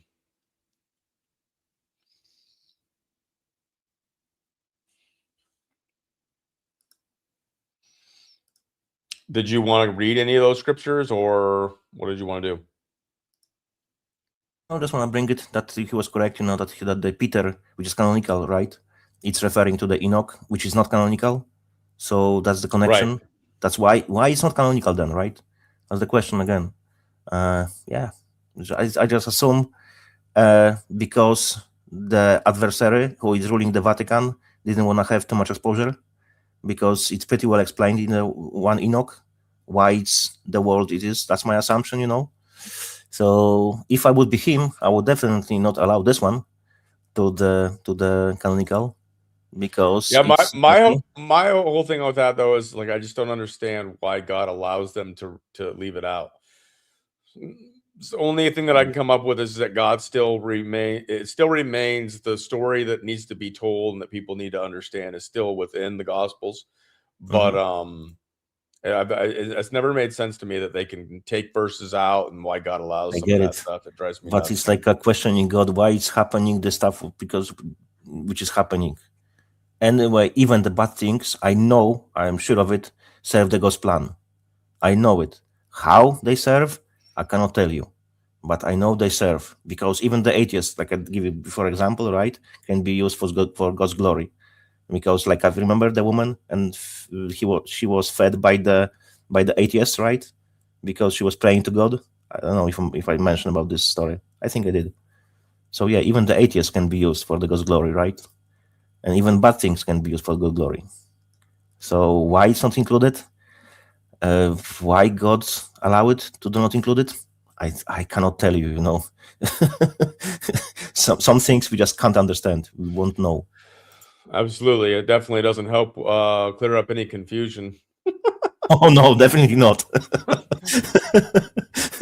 You can't know everything, man. It's impossible, improbable, right? Right. Revelation 17:17, huh? Specialist. For God has put it into their hearts to accomplish his purpose by agreeing to hand over to the beast their royal authority until God's words are fulfilled. Yeah. So even the beast will serve God's plan, right? Because look, Yes. God is all powerful. He could just wipe out all the evil, right? But then no evil will be only good. And then we'll be kind of pushed to love the God because will be no other choice. Because it will be only good, right? But then where is our free will? Because you have to have free will, right? To choose freely to love God or reject him. I think that's into the picture, it's adding to the picture. That's my projection. That's my assumption. For me, it makes sense. Right. But the specialist, I do not agree that Satan's just going to be brought back in and it's going to be all love and light for him. No, I do not agree with that. Satan cannot be redeemed. It's impossible. Nope. Satan cannot be redeemed. Nope. I disagree with that. I know what you're doing. You have to look. What's his name? I always forget his name. Specialist. You have to look into the preterism, because that's what you are exactly doing. You probably don't even know that what you are promoting.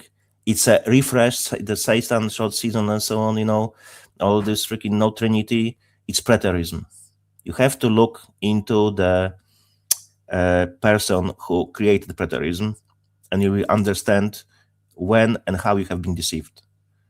And if you still follow this kind of logic which you portray on the channel, what I can tell you? You're just deceived. Because you have to understand from where it comes from, what was the idea behind it, who was standing behind it. And now if you copy that and claim it's true, yeah, the rules are very important, my friend.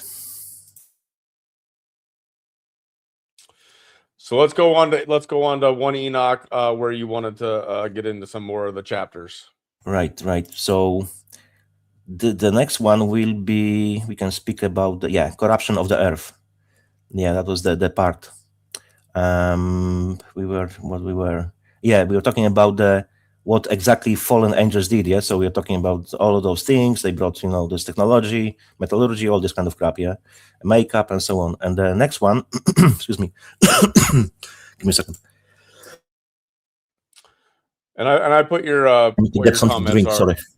Get something to drink. I put your comments here on the screen, specialist. I'm not trying to attack or nothing like that. Okay, very good. It just stemmed from the conversation that we had in that Booma streama, where you think that all creation is going to come back to love and light. I'm like, not going to happen.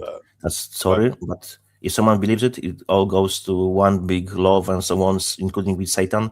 Nope, that's false teaching, 100%.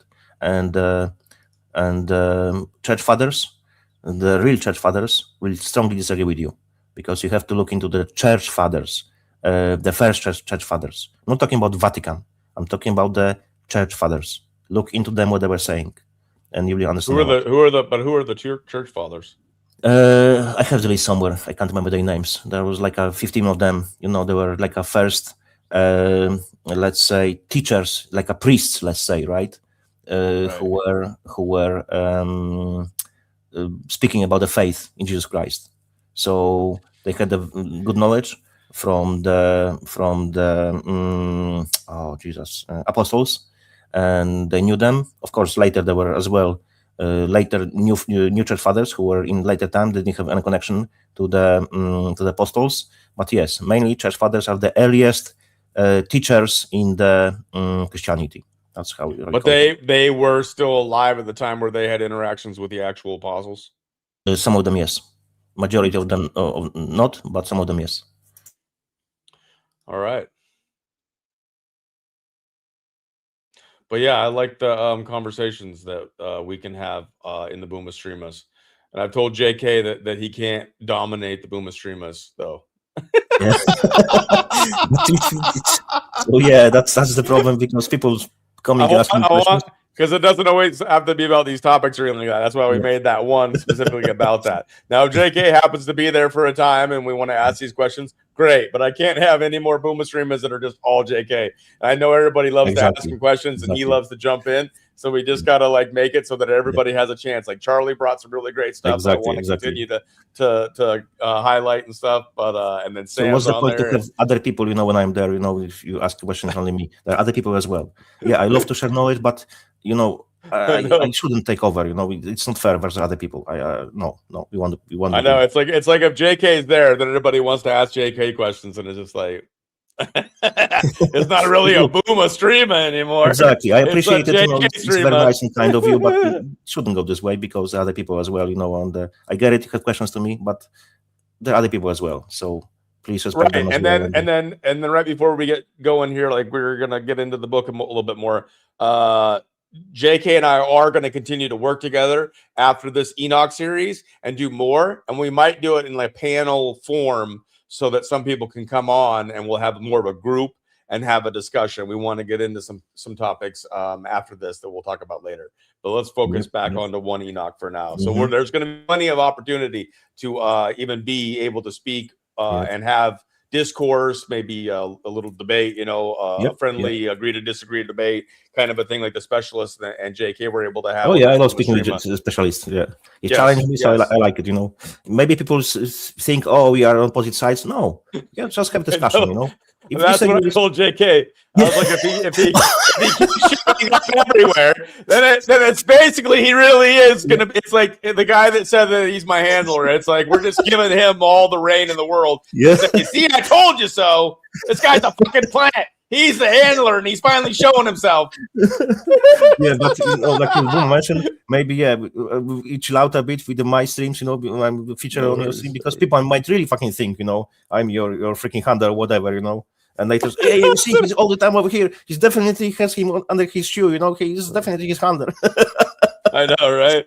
Oh man, I welcome all things. Like, if Solana's still here, I'm still gonna have Solana on, and you know, she believes in I don't want to say what, but we talked about like various aliens coming from different planets and stuff like that. So there's other discussions going on this channel here. This is the search for truth. So wherever you kind of resonate and lie, we discuss these things. However, you know, a lot of it will be I don't push my faith on anybody, but I resonate more with the biblical faith, the way that I understand it, and I have a faith in Jesus Christ. So that's what I lean on, and that's what I will tell you by. The story, you know, I have like a big, I think, I don't know how it's called in English, but it's Archangels, you know, it's like it's not a glass, you can't break it really. It's like kind of translucent, right? Glass. And it's half liter, right? I have a cup, this kind of big cup, half liter. And I was drinking freaking coffee that time, right? I just drink it because I like the taste. It doesn't work for me. It doesn't affect me whatsoever. I can drink very strong. Yeah, thank you. Thank you, Clarity. And when you put in the email, just like a chill out with the streams because people might think I'm really your handler. I literally fucking spit coffee on my keyboard, man. When I read it, it's like, fuck, sticky everything, you know. It's like, oh shit. Took me a while to ping, you know. when I was first told about it, and I'm not going to say where it came from. When I was first told about it, I was freaking pissed because it was like in the midst of all kinds of Where you came from? accusations Who being said it made, anyway? and some of the Mike Gill bull crap and all this stuff, and it was just like, oh! It's like, you really think I'd be living with my fucking family if I was working with the CIA and I had a fucking handler? Like, I'm on Medicaid. Like, but no one ever told me I'm CIA, you know. So it's freaking nuts, man. The things that people come up with. Some people are not aware, you know. But when I came first time to the stream, right? The streamer even did what? Right.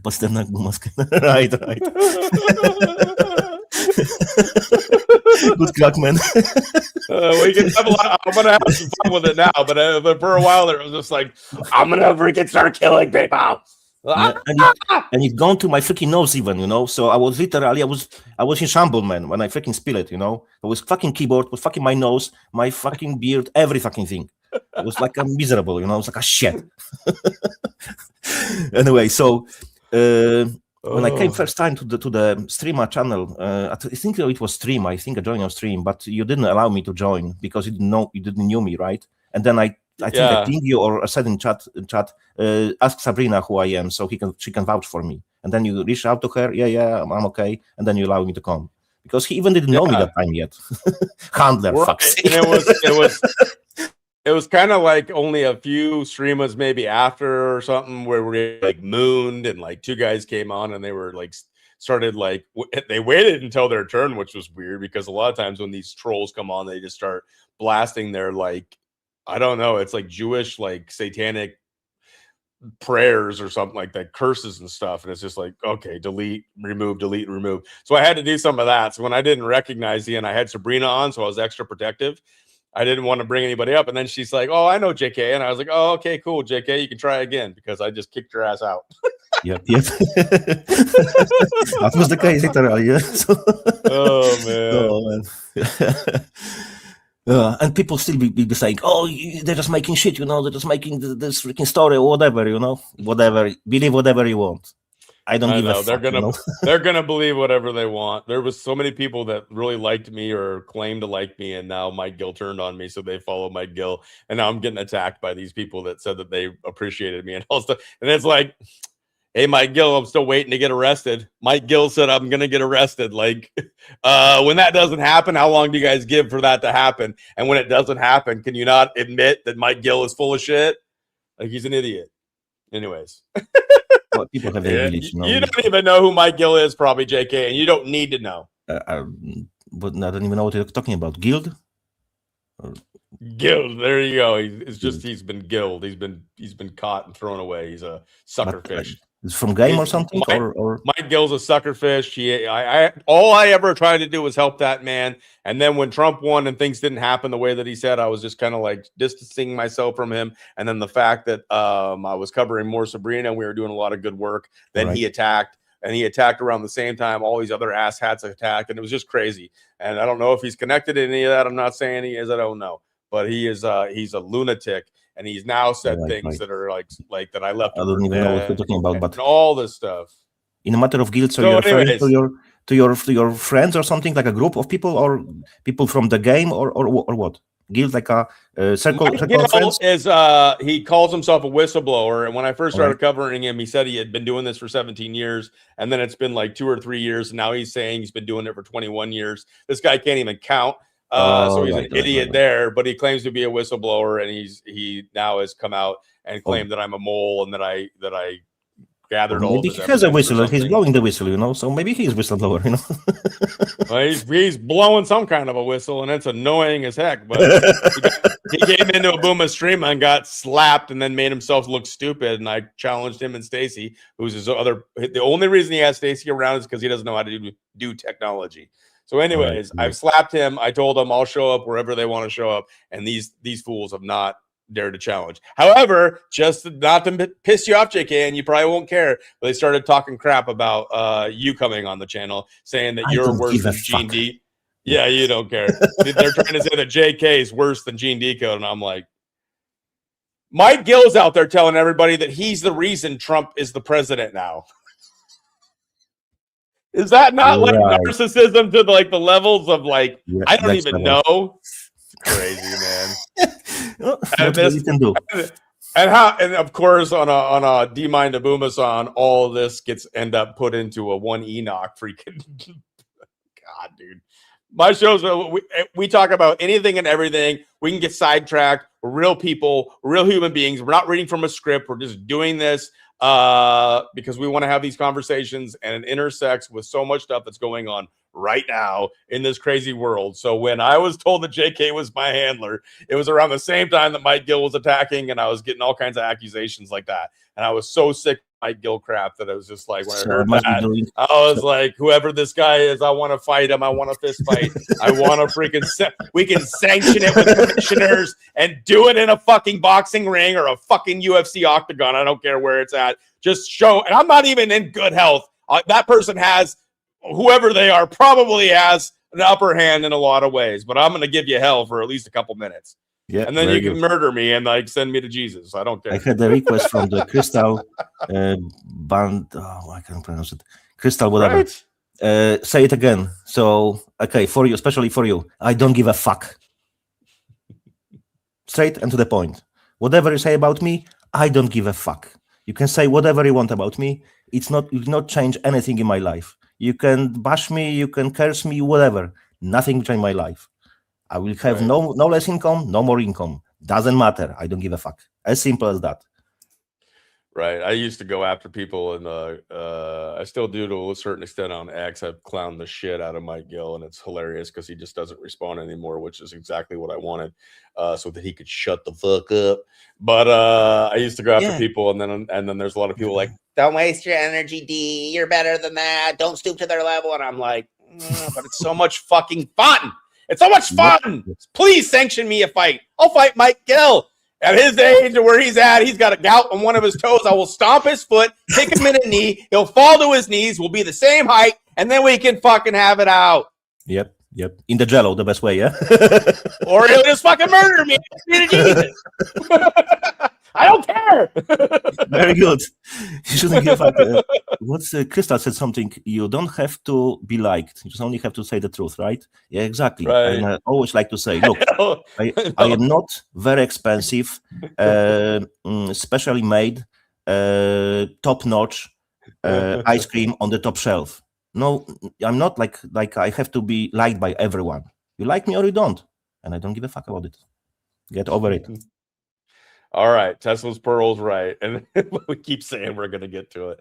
We get into one Enoch now, and we will talk about nothing else. And if we do, I don't even know. It? We always derail, you know.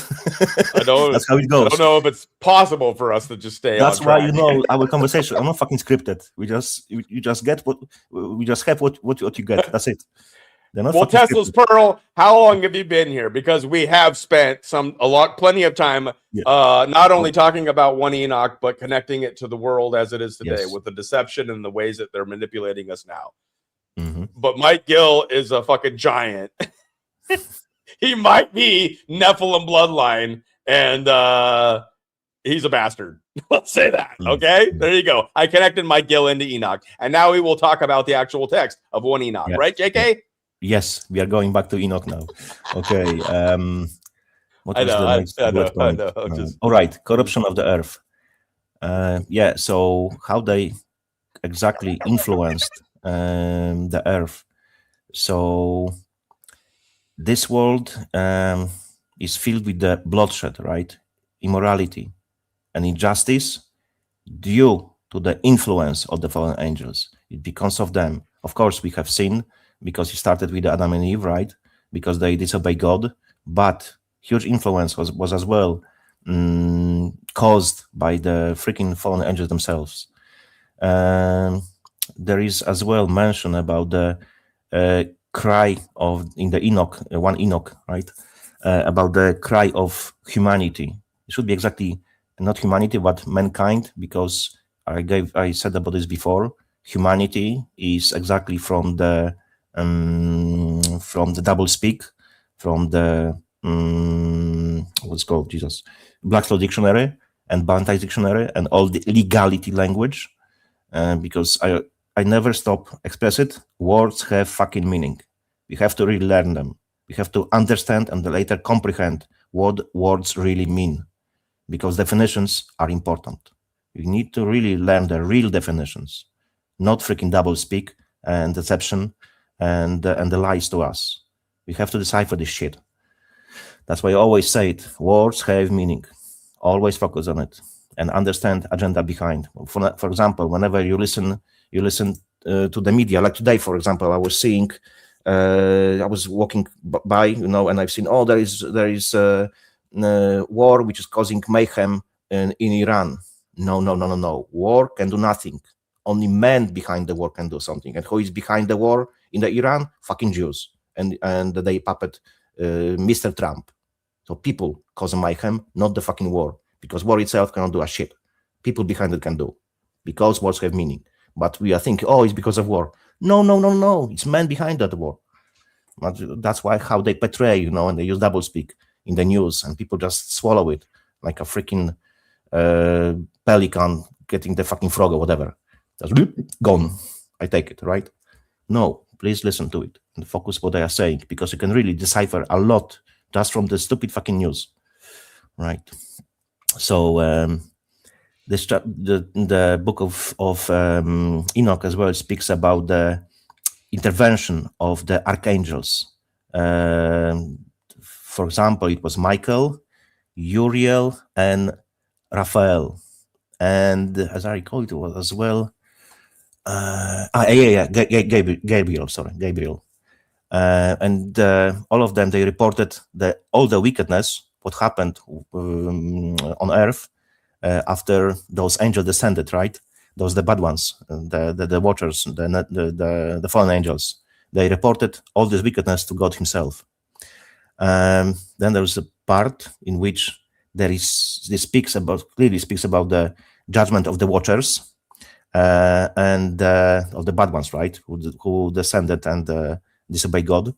God commanded that the angels be bound to the earth for the 70 generations until the final judgment. So we are still waiting for the final judgment. So it means they are bound to earth. So it means they are still here, right? It's very simple. As well, it's pretty well described, and the destruction of the Nephilim. Mainly God orders that the giants fight each other and destroy their own offspring, right? It's mentioned. So the best way is always, I just mentioned topics, right? I just give you the synopsis. And the best way is always to read it on your own, because you'll miss a lot of details, which they are very, very important. And you can really get much, much deeper into the text and see the reflection of what happened before in today's world. That's how I say it. If you disagree, let me know, please. As well, it's speaking about the origins of demons, right? When giants die, the spirits remain on earth as evil demons, tormenting humanity. Why? Because they want to be in the body and they crave it, but they cannot be in their own bodies any longer. That's why they possess, and that's why they torment mankind. That's the possession exactly, because that's their craving to get to something which passed, cannot be received back, but that they way to have it like a percentage of they had before, what they had. So that's the definition of the demon possession. And I think possession. There's a lot of people that will question, like, what are demons? Where do they come from? And this seems to, if this is true, it's something to speculate on and discuss. It's the dead Nephilim, right? Yes, it's this oh Jesus, what's the word? Disembodied spirits of the dead Nephilim. Yes, that's by Crazy, definition, right? Yeah. So, yeah, where were we? What's the next bullet point? And then Enoch learns about the flood, right? Yes, and that's why he comes exactly. The chapter was called kind of Enoch mediation, speaking in their name, standing for them, right?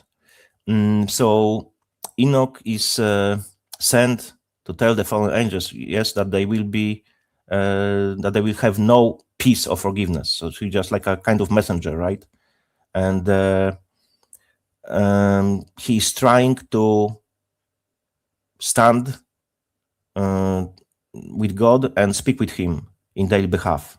But there is no forgiveness for them because they made unforgivable sin in the matter of angels versus God. Of course, there is one more unforgivable sin, which is, I always forget this phrase, blaspheming versus Holy Spirit, against Holy Spirit. That's the other one. Any sin can be forgiven, even murder, in the eyes of God, as far as I know. But blaspheming against Holy Spirit cannot be. That's one which cannot be forgiven. So yeah, look into it, look into the subject. It's pretty good, you know, if you really learn about it. Blasphemy against Holy Spirit. There are a few scholars speaking about this in details. So yeah, it's a pretty good subject. So yeah, look into it, please, if you're interested. Another part was cosmic journey of Enoch, right? So Enoch was traveling with angels through the heavens, not one heaven, heavens and the earth, seeing the places of punishment. The next topic in this one, which is kind of interesting as well, it was prison of fallen angels, which is very graphic, you know, just that's a good one. You should look into it. If you are interested in this kind of dark description, I really encourage you to read it on your own. So in this part, Enoch sees like a dark, fiery abyss, right? When the fallen angels are being kept and locked. They cannot go from there. They're just as a prisoners over there. And another one is Sheol. It was called, what was the name? Abode of the Dead. Aboding of the Dead. Someone remembers? I can't remember this one. I think it was Abode of the Dead. Sheol. That was the part where Enoch exactly witnesses the divided subterranean region where the human souls waiting judgment. People were saying that this part, you know, where souls are waiting for judgment, which was brought by the Catholic Church. Not really. It was way before Catholic Church even existed. So they claim it, or it was bring with one of their councils and so on. Nope, it was way before that. So that's false claim when people claim that the Catholic Church bring it to existence. Nope, that's not the case. All right, Give me a second, I just need to roll a cigarette, right? So we brought up Sheol, or the underground. Yes. That is that like can you explain a little bit more what that Right. what Sheol is? Let me find the translation because I know this word in Polish, I don't know in English. Give me a second. Is this a prison for some of the fallen angels? Right. English word will be purgatory. Purgatory. Yeah. Czyściec in Polish language. I just couldn't remember the name. Yeah, purgatory. So mainly the souls Holding are waiting place, to like be a prison. cleansed. Sorry? This is like a prison where they're being held until final judgment. Yes, but Sheol has as well a few layers, as far as I know, and there is like a layers which keep the bad entities, which they will be later condemned. I don't know why, not going there straight, but they'll be condemned later to the hell. I don't know why they're kept there, if they could be sent away to hell, but whatever. I just tell you what I heard, right? And there is purgatory for the human souls, which will be cleansed, and will have opportunity go to the heaven. So yeah, it's like a place in between the, not on earth, but between the hell and the heaven. So yeah, that's where soul awaits. But is purgatory a word that's ever actually mentioned in Enoch? No, it's Sheol, always mentioned as a Sheol, as I recall. I don't think so there was purgatory ever. It's just translation, you know, because I know it in Polish. It's czyściec, right? So it's purgatory in English, right? Well, I know the Catholic Church heavily pushed purgatory, and they were actually taking money from people to buy. Oh yeah, it's a big businessman, right? Yeah, it was like it became a huge business, basically a grift and a lie to get their family members out of purgatory and to save them from hell. People were paying large amounts of money, and it just disgusts me. we have the power with the prayer. If, for example, soul is in the purgatory, Sheol, whatever, right? If we pray, the prayers we help to transcend the soul from the Sheol to the heaven. So that's why prayers are important when someone dies, because we don't know exactly where his soul ends up, right? Might be in Sheol, might be in heaven, might be in hell. I've seen a lot of testimonies from people who were taken by angels or by God to the hell and shown them hell, right? Or people were in a hell, but they start praying in their dreams, right? Or maybe they gone to the freaking hell, who knows, because it was near the experience.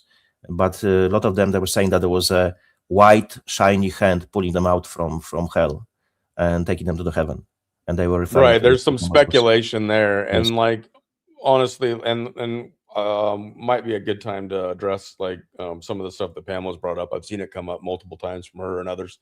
But the idea for some people is that you only have until death, and then your full decision as to whether or not you accept Christ as the way, the truth, and the life is finalized. And there's some people believe that there is something a little bit after this, because like you see some people that aren't like necessarily, these are by worldly standards, of course, but I have family members, friends, and stuff like that. They're not bad people. In fact, they'd probably give their life to save me or others at times. Like you see those kinds of people in the world, but they won't believe in Jesus Christ because religion has scarred them in some ways, or the people that they've seen that are the ones that are professing the faith are fucking lunatics. Let's just say it that way.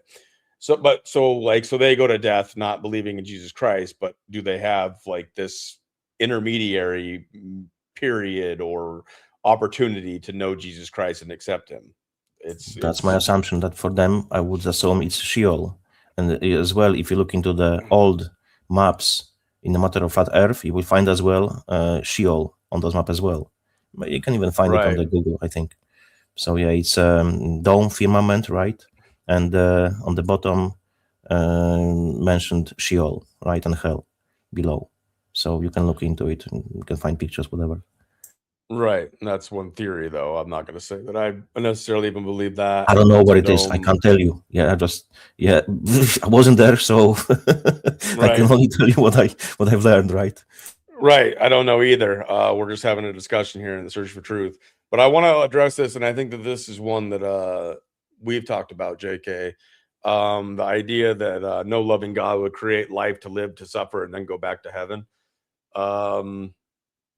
It's the idea of evil and suffering, right? No loving God would allow us to go through the facing of such evil and suffering and pain and death. But does that not give us a reason why there is a loving God and why sin exists and why the reason for Jesus Christ was so crucial? Yep, I agree with you. How you would recognize love if you wouldn't know what the pain is? Ask yourself this question. How you would know what love is when you have never experienced bad things happen to you? Yeah, and there's a lot of, I don't want to derail where we're going with Enoch, but to me, even if you want to deny a loving creator, or you want to deny the creator that you understand, that you think is the creator of the Bible or whatever, you still live in the same situation that you live in, regardless of where your belief is. So look, for me, it's very simple.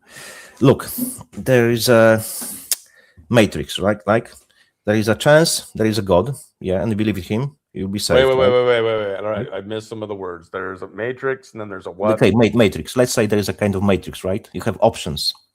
So let's assume there is God, right? For non-believers. You believe in him, and you'll be saved. It's a win for you, right? Let's assume there is no God, but you still believe in him. You still lose nothing changes in your life. But let's assume there is a God, but you don't believe in him, and you end up in hell.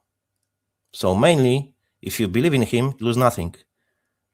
But if he exists and you don't believe in him, you lose everything. So what's the better choice for you?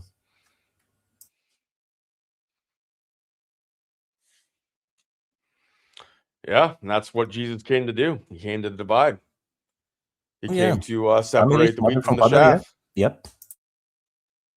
That's the point. The people that want to be with God versus the people that don't want to believe in God or believe in a creator that loves them. Some people really don't want to believe in a God at all, or some people want to believe in a God of their own making. So therefore, it's a narcissistic, selfish way of belief, in my opinion. That's why, and I'm not here to crap on people. I've had my own problems with all kinds of things. But when I entered AA and they told me that you could have a God of any kind of your making, that as long as they were Exactly, greater yeah. than you, I was just like, what the fuck would be the point of that, man? I am my problem, and I'm gonna create a God that's gonna save me. Right. It's gonna stop me from all this fucking drinking and shit. Like, give me a break. Like, I couldn't handle that. But And to be honest, from my perspective, there is no really atheist because everyone believes something. Some people believe in their own intelligence. Some people believe in the power of money. Some people believe in knowledge. Some people will believe in whatever. There is no real atheist. It doesn't exist. People claim they are atheists, but you can claim whatever you want. Some people chop their down parts and they claim they are women. Are they? They freaking not. Because every freaking cell in their body says it's a freaking man, not a woman, right? DNA, you can't really cheat it. Yeah, I forgot to mention about that, about those bloodlines, right? So in a matter of DNA, those freaking who are in power, right? I'm talking about the people, and possibly some of them they are possessed. That's my assumption, and I think it's close to reality. They knew about DNA way earlier, like Rothschilds, Rockefellers, and so on. I can give you a list of 26 families. I drop it later. Illuminati and the Illuminati Ammonites. They knew about DNA much earlier than all world knew. Why? Because they want to keep their money inside the family. So they were only intermingling with their own family tree. And of course, it was causing a lot of problems in a genome, right? So they had to solve those issues. That's why they were the first ones who knew about DNA. So they discovered that. That's how, because they were trying to solve the problems, mixing their own family tree, right? So we have learned about DNA way, way, way later, and they already knew about this shit. Anyway, it was just a digression. And I just don't understand why also people just don't see that the people that seem to have most power in this world hate Jesus Christ and seem to oppose him and him alone. Why do they all oppose Jesus Christ? They don't oppose Buddha. They don't oppose Muhammad. They don't make a stink about any other god or deity or Thor or any of them. They don't oppose any of them. They hate Jesus Christ. Yes. Why? And these are people that have access to text that the public does not have access to. Exactly. These are people that control your internet and what information you're allowed to have access to. So why do they, the ones that have this extra knowledge, if you will, this extra gnosis, not that it's even true knowledge, it's just gnosis that could have been created by Lucifer or whatever you want to say, an ancient demonic fucking AI. For whatever reason, why do they all oppose Jesus Christ? It's like, it seems like they are giving us the answer by being so in opposition to Jesus Christ. Right. And there is an important question after this. If you're atheist and if Jesus do not exist or did not existed, right, back in the time, which of course can be easily debunked, but whatever. Let's assume if he does not exist, why the fuck you would be mocking something or someone who does not exist? Where is logic in it? Ask yourself a question. Where is logic in this? There is no logic in it because he is real. Right. And I mean, like, when you say it's part of the plan, I don't really I don't know why all the effort will be made to oppose Christ so hard. And for my, like, when they create duality and you see the black and the white checkerboard, they're creating that duality. To me, and from what my studies and what I have found is there's God and then there's that which is not of God or is chosen to oppose God. Evil is not a created thing in the sense that it's like an opposition to God, or it's a godless existence, but God didn't necessarily like separate. It's tough to talk about. Like dark is not, it's not in opposition to light. Dark is the absence of light. Evil is not in opposition to God. It's the absence of God. Yes. They want us to play this game. They want us to play the game of duality. And if we stop playing that game of duality and understand there's God and then there's godless, which is not necessarily a created thing. It's an existence that you're allowed to choose, but it is not in opposition, because nothing can actually be in opposition to God. That's where they fall short, because they are so prideful still that they actually believe that they can defeat the Creator. That's crazy. That's a crazy amount of pride that continues ever since the fall, ever since the first being decided to choose opposition to God and have God out of their life. And they have that free will choice that God gave them, so that we're not all drones. We just love everything, but we don't know anything else. We don't have any option to love anything else. Like, so you have an option here, even though, yeah, it's temporary. It feels like forever sometimes when you're suffering and you're depressed. I totally get it. Been there for many, many years, most years of my life. But at the same time, I don't see evil as having any competition with the goodness that is God. Evil is nothing in comparison to the goodness that is God. There is no equality from the black square to the white square. No, in reality, the white square is all, and the black square is just a speck of that which chooses not to participate in the light. Mm-hmm. And I really like your parallel. The evil or darkness is lack of light. The same as I really like it, and the same as cold. What is cold? Cold is the absence of heat. Exactly the same. Because you can't really define cold. You can only define it by heat. That's it. Look into it. Right. So duality. Right. And you can say be at peace, or you can use the word love. All religions pretty much use the word love, but what does love mean? That's where it becomes defined from what when I was struggling with addiction, and my first rehab that I ended up in was a Christian rehab, and I wanted nothing to do with them. They wanted me to read scripture, and I would be such an asshole. And every time it came around to me, I'd be like, pass.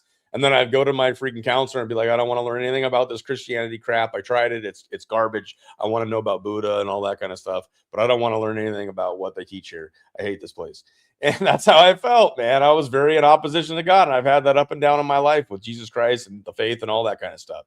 But when it came to what defines love, and I found that in what Jesus Christ did with his life and going to the cross and dying for us, so that we may live for all eternity with God once again. Yep. There is no other religion where God sacrifices himself. Yeah, I don't think so. There's no consequences if you're following Buddha. I mean, there's consequences in some of these other religions. Don't get me wrong. That's why I was saying earlier, when you see that coexist bumper sticker, it's like you can't coexist with people that freaking trash each other's gods. There has to be one in a world of logic. There has to be one answer. Yep, they cannot be both. There's different lives and different paths that get you there, but I'm not saying faith paths in the sense of different religions that get you there or anything like that. Like you are going to get on the narrow path, and Jesus Christ lays that out clearly. And it's like the only God that came and like died for our sins, died for whatever you consider sin. The ways of this world are so wicked and evil. How can you not think that God would offer a solution to that? To just try to like meditate it away, or just believe, like, and I'm not trashing anybody that believes these different things. That's what I'm saying. This is a place where people can have. I just am going to express myself and the struggles that I've wrestled with this stuff before. When I think of past lives and other lives and stuff like that, I can't believe that it shits on the cross. What is Jesus going to die for you to live over and over and over and over again? Why? Doesn't make any sense. So anyways, As you were, JK. I had a little. It's all good, man. I like your rants. I'm coming for this as well. Not only me speaking, but sometimes when I have time, I just poke on the chat, and I love your rants, man. We are on the same page. Right. It's normal. We have to be, because I'm a handler, right? Right. But even in all that, I always wanted to believe that an atheist and a Christian and a Muslim and what could come together, as long as they didn't have any sharp weapons and guns and shit, and they could come together maybe and be able to discuss life and philosophy and spirituality and all these things, and at least coexist and agree to disagree instead of war. That's what the fallen angels want. That's what the fucking Nephilim want. That's what all these freaking psychos, that the psychopathy that's in this world, that's what it wants, is war. And even I respect somebody's free will choice to choose whatever. But if it is in direct opposition, like satanic pedophilia, to what I believe is right and just, and I'm not going to allow you to get away with that, that's where the problem exists. And that's where action has to be taken. And that's why when we talk about solutions of doing this, like JK said, the simplest thing for at least one and to start with is just to say fucking no. That's it. It's very simple, but so powerful. But we have lost it. Why? Because all system is designed against us. We are being brainwashed in the pre-kindergarten, kindergarten, primary school, secondary school. Obey. All system, everything, teaching, science, music, television, fucking everything. Why? Because this world is owned by Satan. He's God of it. Unfortunately, God allows it because he is just. Right. He's giving her a chance. He could smite him in one split second, right? But he's giving her a chance. I don't know why. I was never in God's head and never will be, but I know His love. So He has a plan for everything, and everything will serve to His plan. No exception. If you accept Him or reject Him, doesn't matter. It's bad for you, but for Him doesn't matter, because His plan will be achieved anyway, with your permission or without. Because God really doesn't care about your opinion. His plan will be achieved. As simple as that. Yeah, it has to be. I mean, in the laws of non-contradiction, God cannot contradict Yep. himself.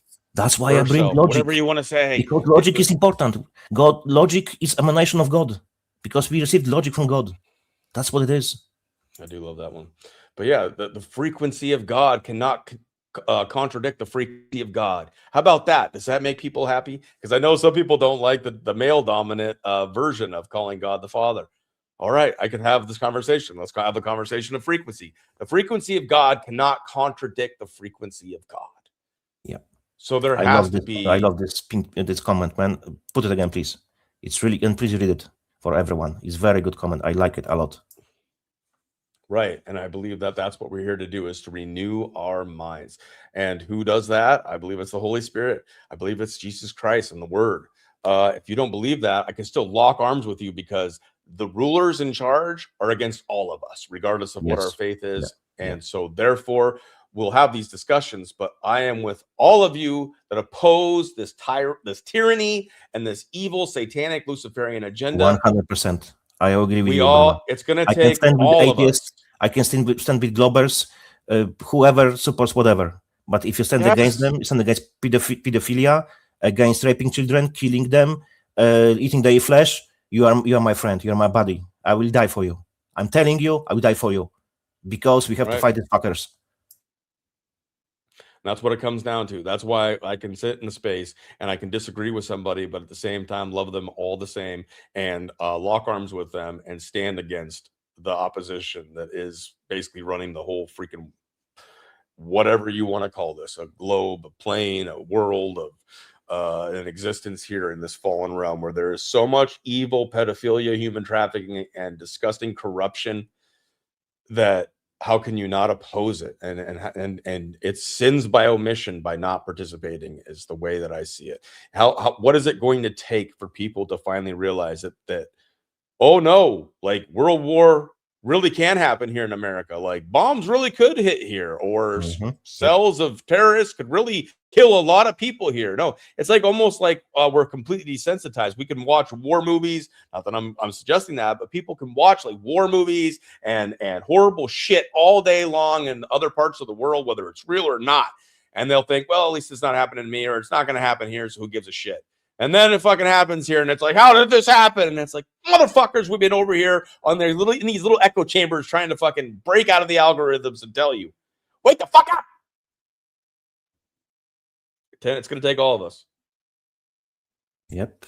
Remember, none of us is stronger and better than all of us. No exception. It's always one rule. If we stand together, we win together. We will win together. If we be separated, we'll be dead separately, or even in a bunch, because they combine us together. One big group, and we'll be unalived. So that's literally, we are standing on the verge.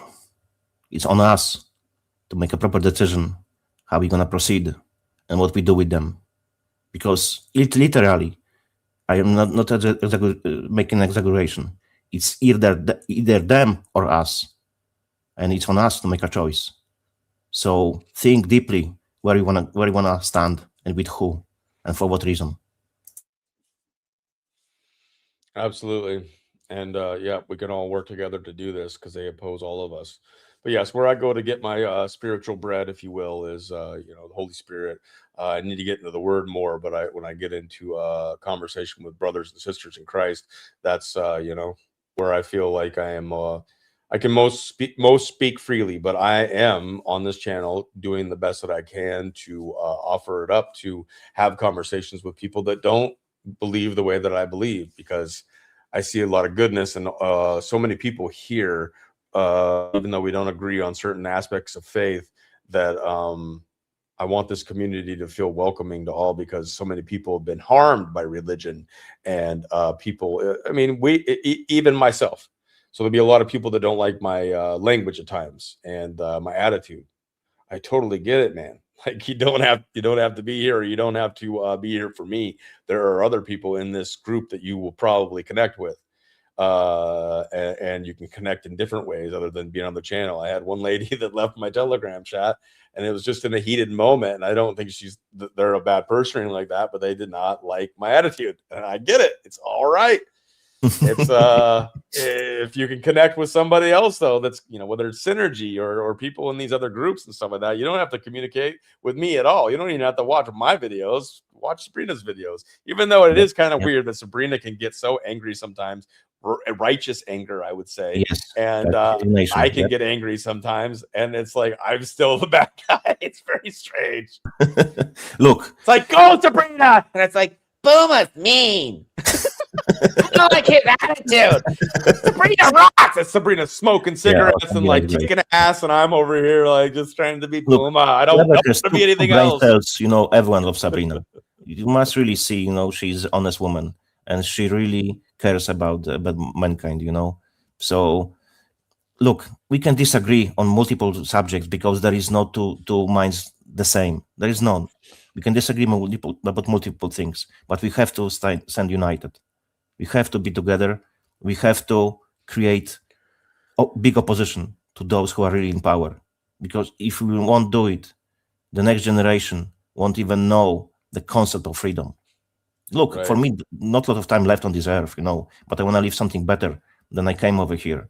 I want to see opportunity for the future generations that we have freedom, because they will not know what freedom means if we will not stop them, and it's on us. So please stand united, please share knowledge, please build your own communities, please educate people. Even if they bash you, doesn't matter.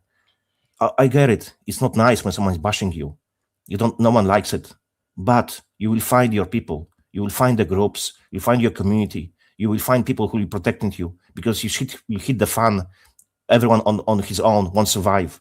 But if you have community supporting you in the background, you have built the connections, you will stand together, whatever comes.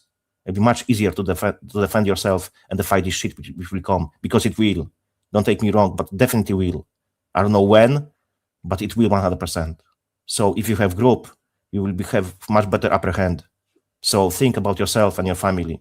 If not, you not think about your neighbors, to think about your family if you build connections, because it will help you 100%.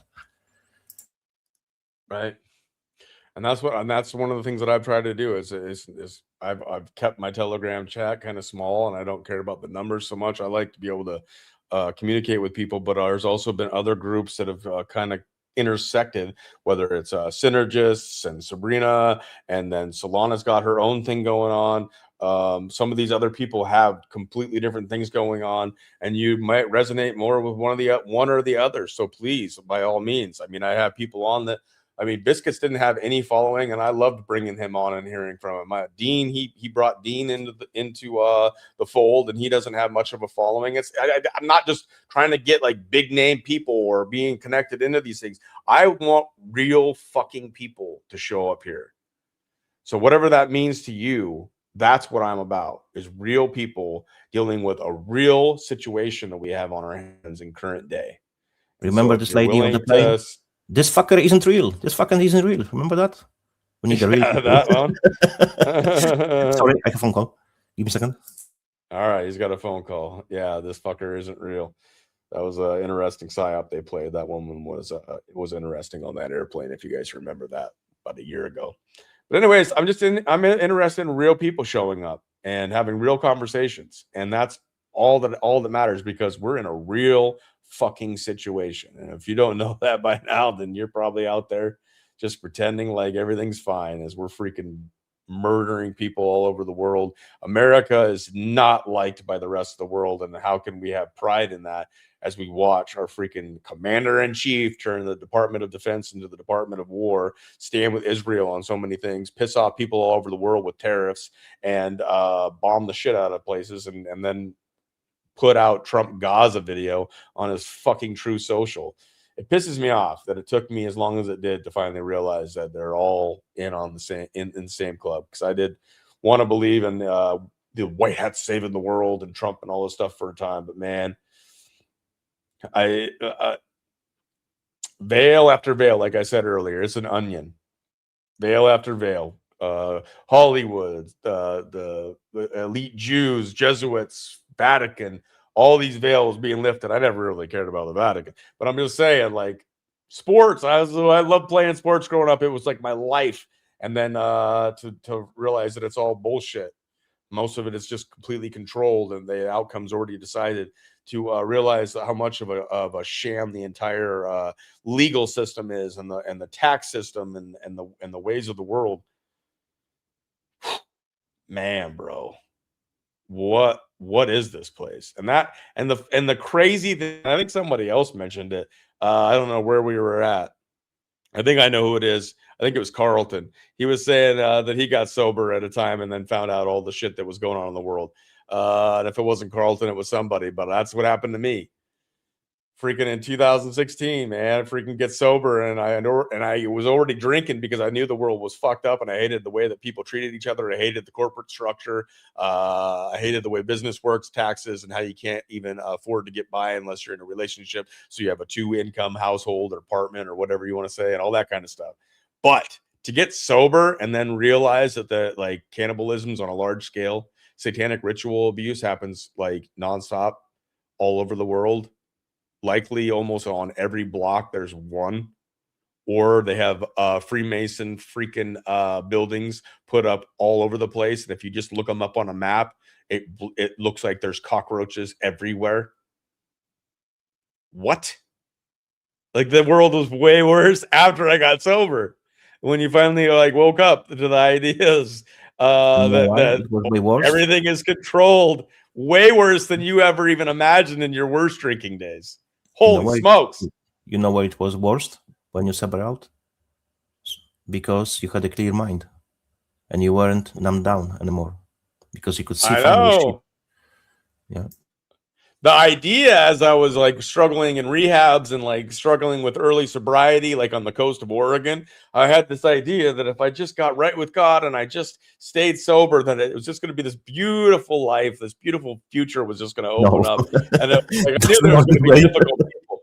don't get me wrong, I wasn't delusional. I'm not been a delusional person because I'm working with Starbucks. You I know, meet yeah. a lot of different people, Same. a lot of different characters, and I know there's a lot of assholes. Don't get me wrong, but I thought I'd be able to handle it, and I would have like a future with a lot more fruit in it than rotten fruit, if you will. And then the more I look out into the world and start waking up to this stuff, I'm like, what? This is not even like, this is 10 times, 100 times, 1,000 times worse than I ever imagined in my worst demonic drinking days of all time. And now we're talking about fucking Nephilim and giants and these fallen angels and shit that are still manipulating mankind here in present day. Yep. Yep. The shit goes all the time, round and round and round, right? Right. So where were we? All right. Yeah. Shit. I think we finished on Sheol, right? Sheol. I don't know how to pronounce it properly. Yeah, we were talking about Sheol and Purgatory and stuff like that. So now I bring one Enoch 20, which exactly speaks about the 7 archangels, watchers / archangels. Because, when I'll be making presentation, I don't want to bring it now. Because people think that the archangels are very high in the hierarchy and angelic hierarchy. They're really not. So, but I will make it in next time, don't want to bring it now because it's a big topic. So I will be speaking about this during the Satan's short season, aka little season, right? So I'll be showing this shit, exactly how it's exactly opposing and confirming Trinity and so on. So okay, let's go back to the topic because I always digress, right? Right. And if you guys didn't catch that, JK just spilled the beans on what we were going to talk about. The next undertaking after Enoch, it is fine. Satan's little season is what we're going to confront for the next. And that'll probably take at least a few episodes. That's been a big topic. And I see people coming in. Have you seen this stuff about Satan's little season? And it's just like, and then at first I was like, I don't know nothing about it. And then I just got a glimpse of it and I started to see stuff and I was like, not a chance. So that's what's going to come up next. And not to digress, let's stay with Enoch for now. But the next series that JK and I will be working on in time will be confronting Satan's little season and debunking the shit out of it. With the Satan short season, little season, go into details to disprove all their claims, right? But man, it would take freaking lot of time, and because we kind of time constraint, don't want to make it like a 10 episodes just for this, it's pointless. So mainly I just bring the main points, which is still very long, and show it could not happen. So just mainly main points. So I don't want to be later arguing people. Oh, what about this? What about that? No, because you won't be able to defeat those arguments which I bring, because I did my research on this topic, and whatever you say, whatever you bring, it will not change my mind, because scripture is very clear. If you make an introduction to the scripture and you start reading into it and adding words which are not there, making assumptions, of course it will work, but it's a fucking preterism. And you need to know from where it comes from. Mainly Satan's short season, it's a refresh preterism. It is. Look into it. So then you figure it out. Anyway, let's go back to the Enoch, right? I think I can disprove it too, but we'll get into it. When we're speaking, you can give your 5 cents, whatever, I'm happy with that. Why not? Why not? But just know, we're open to the discussion and we can talk about it on one of the streamers too. But in this matter, would be just no point to discussing points because there is so many of them, and so we can discuss about this whatever weeks, number of weeks. It's no point. So from my perspective, the best way would be just to bring main points and show it could not happen, as they claimed it did happen, and prove it with the scripture itself and the time we live in, and no evidence for that, and that's it. There'll be no point to discuss it because, man, believe me, there is so many things over there. I was starting listening them, making a list of them. I was like, shit, it's not going to happen, man. Just too many. Kind of pointless, but whatever. If people want to disagree with me, okay, disagree with me. I don't give a fuck. That's it. I present you what I think, what I have researched, what I have found. That's it. You take it or reject it. That's it. Take it as it is. Tell me I'm fucked up. I don't care. I know, and I don't agree. JK and I don't agree on everything, but of course. Yep. Yeah. So we contact me on we can everything. have these Discussion. sessions. I have Civil sessions with discussion, all exactly. kinds of people. Sabrina's not going to be doing as many videos as she does her Why? in-person kind of training sessions and stuff like that. So we'll be taking a break from her doing every other Tuesday. Right. And so we're going to Okay. work JK into that slot, but I also am still doing work with people like Solana. I wanted to do work with Alessandro, but prayers go out to Alessandro. He's going through like maybe perhaps one of the most difficult times in his personal life. So we were going to get to the Chester Bennington, Chris Cornell stuff and Total Disclosure, which is his website. And he's going through something really difficult. So prayers for Alessandro. But I got, Dean of Sound for Sound Biscuits and I are working on stuff. So I got a lot of people that I work with, and I appreciate the streamers where people from all faiths and beliefs can come together. I will pray for Alessandro then if he's going through tough time. Yeah, let's pray Very for him, in your own head. So yeah, my help. It definitely won't be anything for bad thing. Prayer can only help, cannot be bad. So just pray for him. You have nothing to lose, right? Right.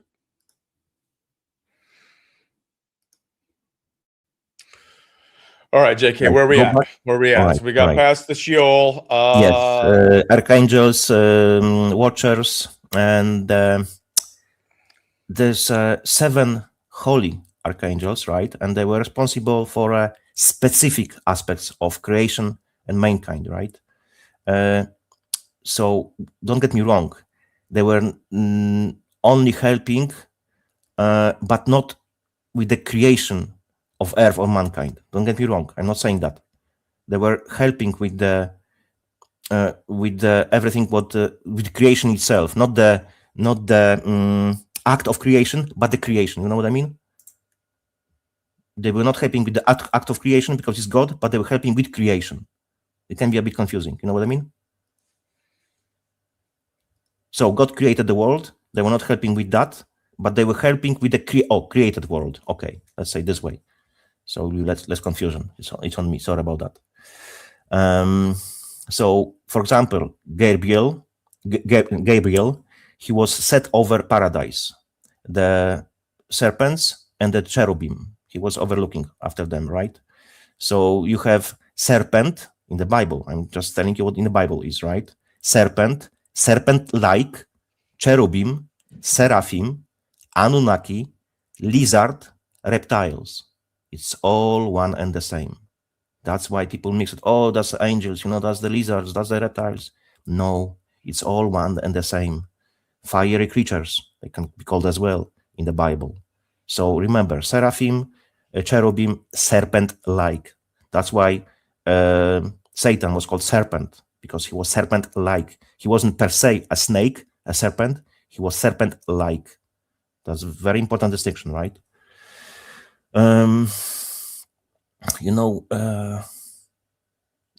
Maybe you can take a note, Boom, about this. I can make a presentation about this short one, included somewhere, because it's kind of interesting topic. Just remind me, I will make a 5-10 minutes presentation about this, maybe during the Holy Trinity and the angels. Yeah, we can do that. I try to remember. How many of you out there believe that it's impossible for JK to do 5-10 minute presentations? I'd say no way, Jose, and I do not believe that you could ever create even a 10. It would be at least half an hour, Right.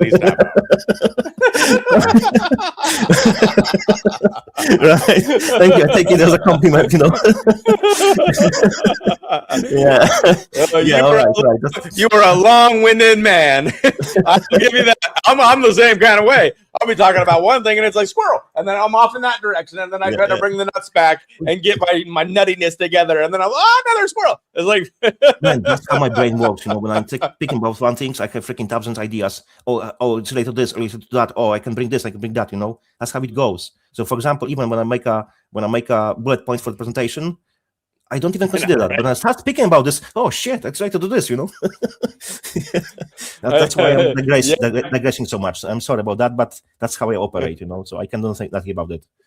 Yeah, Crystal's the same way. She, I just need to talk to you for like 5 minutes. Okay, and then an hour later. Yeah. All right. Look, as you probably noticed, I'm very chatty guy, right? I like to speak, not like I like to hear my own voice, but I'm very open always, and I try to share whatever I know, because if we have knowledge, we can use it and we can share it and we can act on it. That's the most important part, because I always say knowledge is nothing if you do not act on it. It's very important. That's how it's my approach to those things and topics in my life. Right. Okay. Let's go back to the. And I mentioned before, I remember it was with the Charlie Lighthouse Keeping. That's a long nickname. I think it's Charlie. Yes. Yes. I feel flow more like water. Yeah. Charlie Lighthouse Keeping. Right. Yeah. And remember when I brought the freaking God, and exactly lizards are gods in Poland. And we brought Gilead, which is related, and the God on top of it, So that's another reminder for people, because words have meaning. And in Polish language, God means lizard. So yeah, there are some connections, to this stuff. So all those serpent-like, serpentines, fiery creatures, and so on, so far. It's all over the Bible, the scripture, right? Wait, okay. So did you say God means serpent in Poland? God. G-A-D, not G-O-D. God. Let me switch off my mic.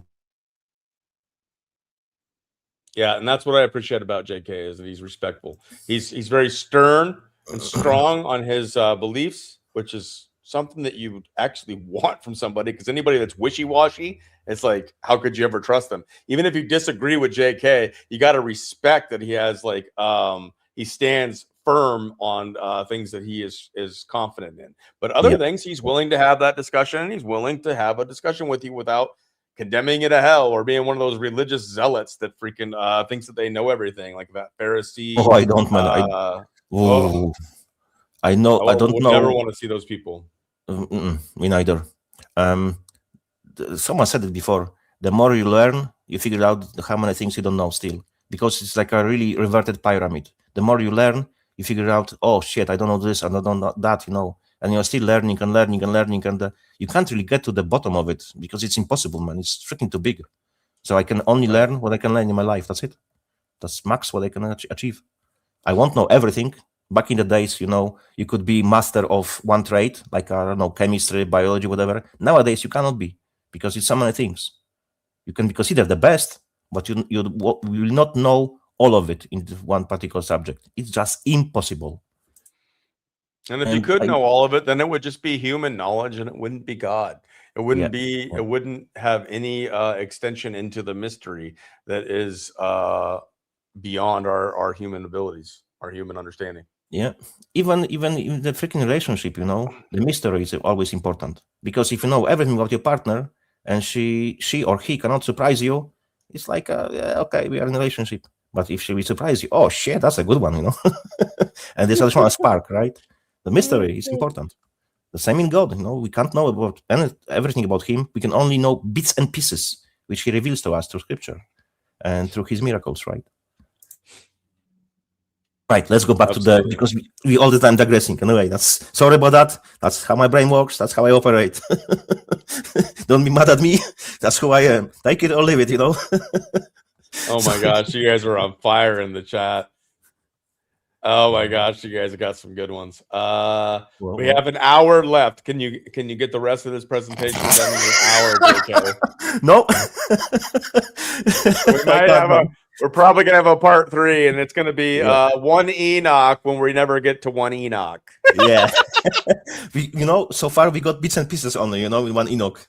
I presented some. But every once in a while, I think they talked about Enoch, but then they just talk about all kinds of other shit. I don't know. I don't know what this whole series is or what the point of this was. But I think that's why it's so interesting, because literally people can see it's not freaking scripted. Don't ever accuse me of scripted whatever. No, I always go with the flow. However conversation bring it, we go with it. That's how it is. I just wanted reasons to make really cool thumbnails. That's all I really wanted out of this thing.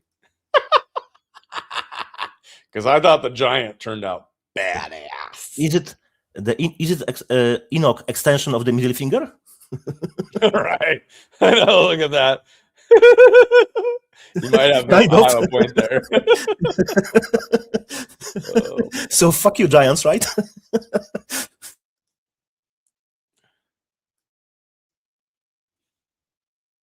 All right, let's go back to the angels, okay? Let's do Because it. we digress Let's do it. all the time. Look, I can stay longer, if unless you have something different to do. So I can stay longer, So I have dinner. So all right. Yeah. Okay, fair enough. Plus, got that'll the- put us at 4 hours of Mhm. maybe 30 minutes of one Enoch and the rest just us.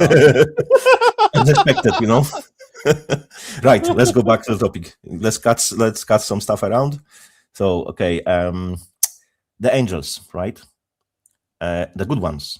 So I can list them for you and give a short description how they are described in the Enoch, right? One Enoch.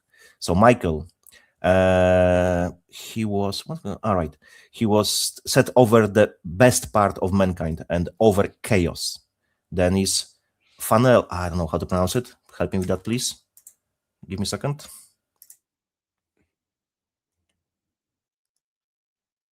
Just take it. Try to click off. Yeah, that's the one.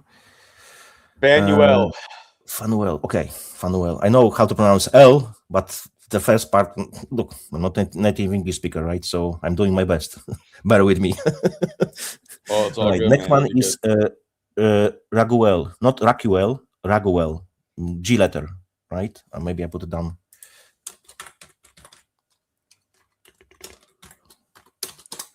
Oh, sorry, Mike. Yeah, Raguel, not Raguel, G.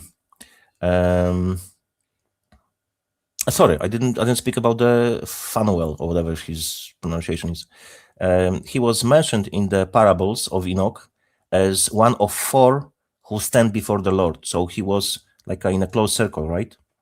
Then Raguel, he takes vengeance on the world of the luminaries.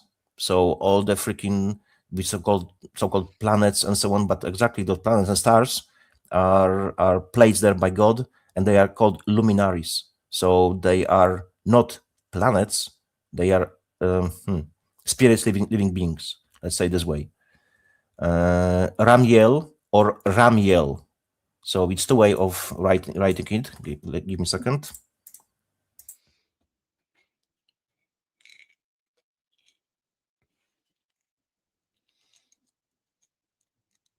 Yeah, that's the one. I try to put my mic down, because I really hate when I hear someone is typing constantly, and I know some people don't like it as well, so I'm trying to mute it. I hope you don't mind. Okay, the next one, Sarakuel or Sariel. That's the. Oh, sorry, I didn't speak about them. What they're doing. So right, so we've end up with speaking. Ramiel. What did Ramiel do? Okay, so before that, Raphael as well. Raphael, he's kind of assigned, set over the spirits of men.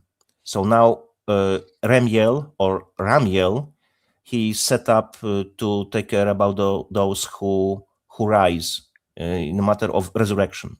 So he'll be the one responsible who will be looking over them if they're resurrected, right? Raquiel or Sariel, I put those as well. No, I'm not Romania. I'm from Poland.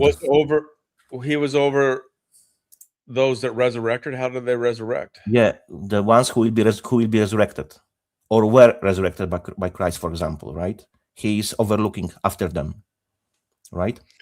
In the time of the resurrection. Yes, okay. yes, yeah. Let me type those 2 other names.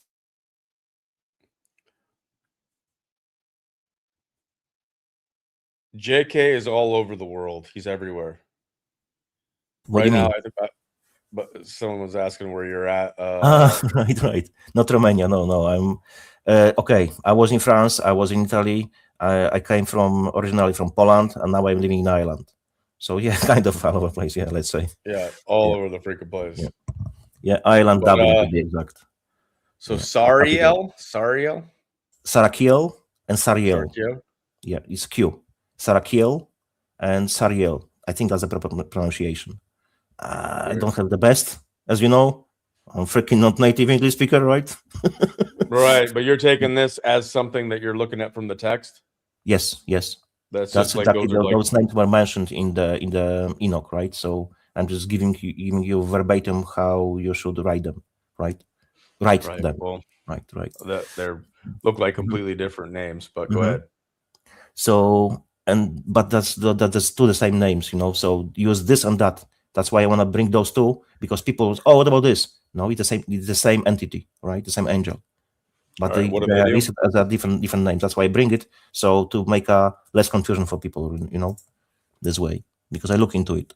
So yeah, I was kind of confused at the beginning myself. You know, why is this? Why is that? And later I made the connections. Right. Oh, okay, it's the same entity, but just given different names, right? Mentioned under different names, right? Right. So this one is set over the spirits who sin in the spirit. That's an interesting one. So how you can sin in the spirit? For example, probably you have Holy Spirit, but you have the village influence, and you can still sin. But I always assume that if you have Holy Spirit, you wouldn't be going for sin. I don't know exactly how it works. I would need really some kind of scholar who would explain to me. Maybe someone knows how it's possible when you have Holy Spirit and you sin. Probably something to do with singing in tongues, which always freaks me out. It can be as well. It can be from both sides. Singing tongues can be from the evil side and from the God side. It all depends. Right. All the context, you know. Yeah. So, for example, I have what I don't understand. I don't want to freaking whatever. Go on. I wanted to say, like, the speaking in tongues, when you read it in the Gospels, the apostles are speaking in different languages all at once that they don't know. So you're speaking in a tongue that you don't actually know. Like, say I was speaking in French. I have no idea very many French words, but I could speak fluently in tongues with the Holy Spirit speaking through me, and they would understand what I was saying. Well, when people speak in tongues every time that I've witnessed it or that it's been said that it's doing, they're just speaking gibberish. So why are you not speaking English? If you're actually speaking in tongues, why would I not be interpreting it as English? And then JK would be interpreting it in Polish. Yep. So all I hear is all this fucking craziness. And I'm like, but isn't it supposed to speak to me in my language? Not always, no. Sometimes it happens. You will understand that. There are examples you can look into the people who are, for example, in I don't know, Brazil or Argentina or even Poland. There are examples. You know, the foreigners were talking to him about God, but he understood everything in the native language. But they were speaking in tongues, and they even didn't notice they were speaking in tongues because they didn't know Polish language, for example, or Portuguese or Spanish or whatever. Yeah, right. But why would they not be in English for me? No idea. Sometimes they will be, sometimes not. Sometimes there is only a word from God in old languages, in ancient languages, to decipher it. I don't know why. I don't know the answer. Yeah. Anyways, I don't really like the speaking in tongues. I'm not saying it's not biblical. I'm just saying it freaks me out in the context that I've ever witnessed it or viewed it on a video or something. I don't know. Yeah, Seen it in person, and I'm like, situation as well. You know, maybe they are influenced by the evil one. You know, the speaking tongues could be as well. That's what it felt like to me. So all it feels like makes my skin crawl. So maybe we're witnessing something from the bad side, not from the good side. So you need to remember the context, what was happening then, you know. But only yeah, but I think men and women both speak in tongues to each other. That could be misinterpreted. I mean, like they can't understand each other. Yep. All right, next one. We're speaking of the Uriel, right? He was set over. Yes, the pretty popular name, right? Right. And he was set over the world of Tartarus, right? Which is kind of hell, right? Where they're going souls, condemned souls, right? Ah, okay, there's a connection, I think. Yeah, I think it might be. That's why, for example, if you played ever game Diablo, right? There was angel named Uriel fighting the Diablo and his minions, right? And it was in I hell. didn't know. Yeah, I know of the Yeah. game, but yeah, I didn't know that. it was Uriel, and it was like with the long wings, and the fiery feathers. I would say the long one, very shiny, and he was bashing the hordes of hell. They're showing the truth as well in games. Of course, a lot of occult, Absolutely. 100%. Yep. Yep, Absolutely. because one of the tools, right, to plant the seeds in the young minds. Because usually young people are playing games, right? So you start with it, and you just There's Diablo. a game. There's a Diablo game game, called yes. Diablo. Yeah. There was Got Uriel over there. multiple A few parts, like renditions of it. 4 or 5 parts. I don't know. I don't really follow that, but yeah, I've seen Very popular game. From the People love the Blizzard. satanic Right? stuff, unfortunately. Yep. And if you even look into the word Blizzard, what it means in occult, so yeah, there's another thing. Why it's called Blizzard? Why is Diablo, right? That is correct, Pamela, and that's why people love it, I think. There's literally a television show called Lucifer. I mean, oh yeah, and he's a good guy over there, right? Make it make sense. Yep. He is whatever you want him to be, so that he can gain your trust and your your soul. Yeah. So now we can speak about a bit more about the fallen angels, which they're called watchers. Did I say before that they as well sometimes called Grigori, like in the Romanian language? Grigori. Yeah, like a Greg, Grigori. Yep. Yeah. Remember you saying that. That's their name as well, right? They descended to the Mount Hermon, took human wives, taught them forbidden knowledge, right? So quickly again, Semaiza or Samyaza, he was primarily leader of the fallen angels, right? So Azazel taught humans to make weapons, cosmetic jewelry. Asbel, yeah, okay, let me put this one. That's because you know the previous names.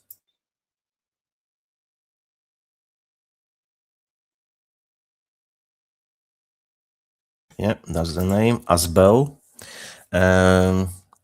He was deserter of God and the leader among fallen. And I can give you some list of the other fallen angels.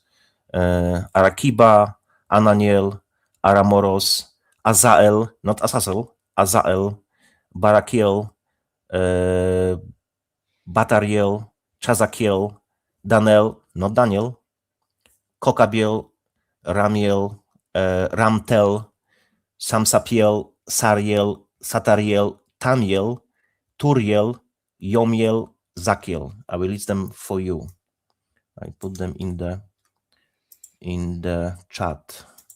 Let me get that. And these are just some of the 200? Yes. I don't know all of their names. I don't know if it's anywhere listed all of the 200 names, to be honest. I just pick up some of the most known, because you can see those often in the film, in the music industry, in the games. So you will know exactly from where they come from, and they will see what's the connection and what they're promoting. So you will see straight through their freaking deception and how they're going to influence you. This one I have listed because I would not remember all of those, so I can give you those. I just copy paste. Now let me get that for you. Yeah, I don't remember just too many things, small things, and probably I would misspell some of them. Yeah, that's the proper naming, proper names. Yeah. Wow. So yeah, so probably you've heard Turiel, Tamiel. What's the most? Azael, Barakiel. Probably you heard this one, right? And people often mix Daniel with the Daniel. Yeah. And now we are going to second book. We finished with the first book, right? There are 5 books. Now it's time for the second one. We're only on the second one? Yeah, I agree with the Sabrina. Plenty of names there. I didn't put all of them, because I would really literally need to go through every single verse and then just copy all of the names, right? It would take a while. Not going to do it. No.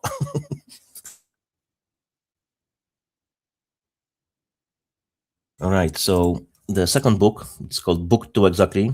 It's as well called Book of Parables, and as well Similitudes, or Ethiopic Book of Enoch, or Astronomical Book. All of those names, they describe second book, which is chapters from 37 to 71. It's based on the scholarly division of the books and chapters. Those chapters, 37, 71, they generally refer to Book of Parables or Similitudes as the astronomical book. That's mainly how you can find it, right? And there's names, but I gave you all the names. So you know what? I just throw it for you. Yeah. So you have all of that. Here you go. So if you see any of those names, you will know they all refer to the book 2. Yeah, I made a kind of compilation, and I had some of the names, but I have picked up additional names because it is a bit confusing, when someone speaks to you about one of those names and you really don't know what he's talking about, right? So unlike the other parts of Enoch 1, this section was not found among these Sea Scrolls.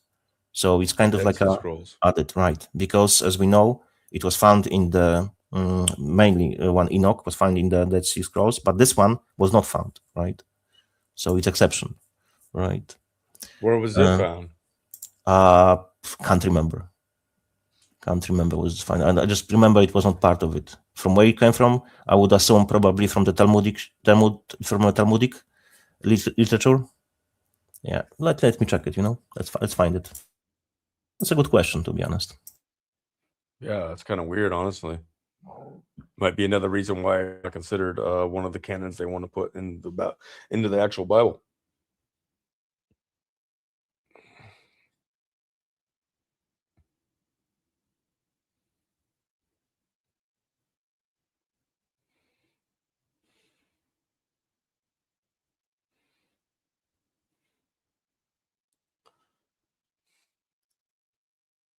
Right. I see they claim it was found. Across the Dead Sea Scrolls, but I know it was not found over there. So why AI tells me it was found? That's pretty strange. No, I know it wasn't. It wasn't there. Anyone has any knowledge about this? Anyone in the chat can clarify, because it's a bit confusing for me, to be honest. Yeah, I thought all of one Enoch was found in the Dead Sea Scrolls, but this one was exception. I remember. Yeah, it was added. So. Maybe that was an implanted memory, JK. Could be. Who knows? No, I remember this one specifically. Oh yeah, maybe maybe you're right. Maybe I had a false memory. Planted in my mind. Who the fuck knows? Yep, you never know. Sometimes. Let me check one more thing about this, because something does not add up for me. Right. I don't know much about some of this stuff. Dr. Wake Walker. The evidence is in the natural landscape that the fallen ones are descendants of Yaldabaoth. Both. I've heard that name. Is that just the devil who takes credit for making the world? The landscape is made of him or his many shape-shifting minions. I have no idea what this is about. That's just me, though.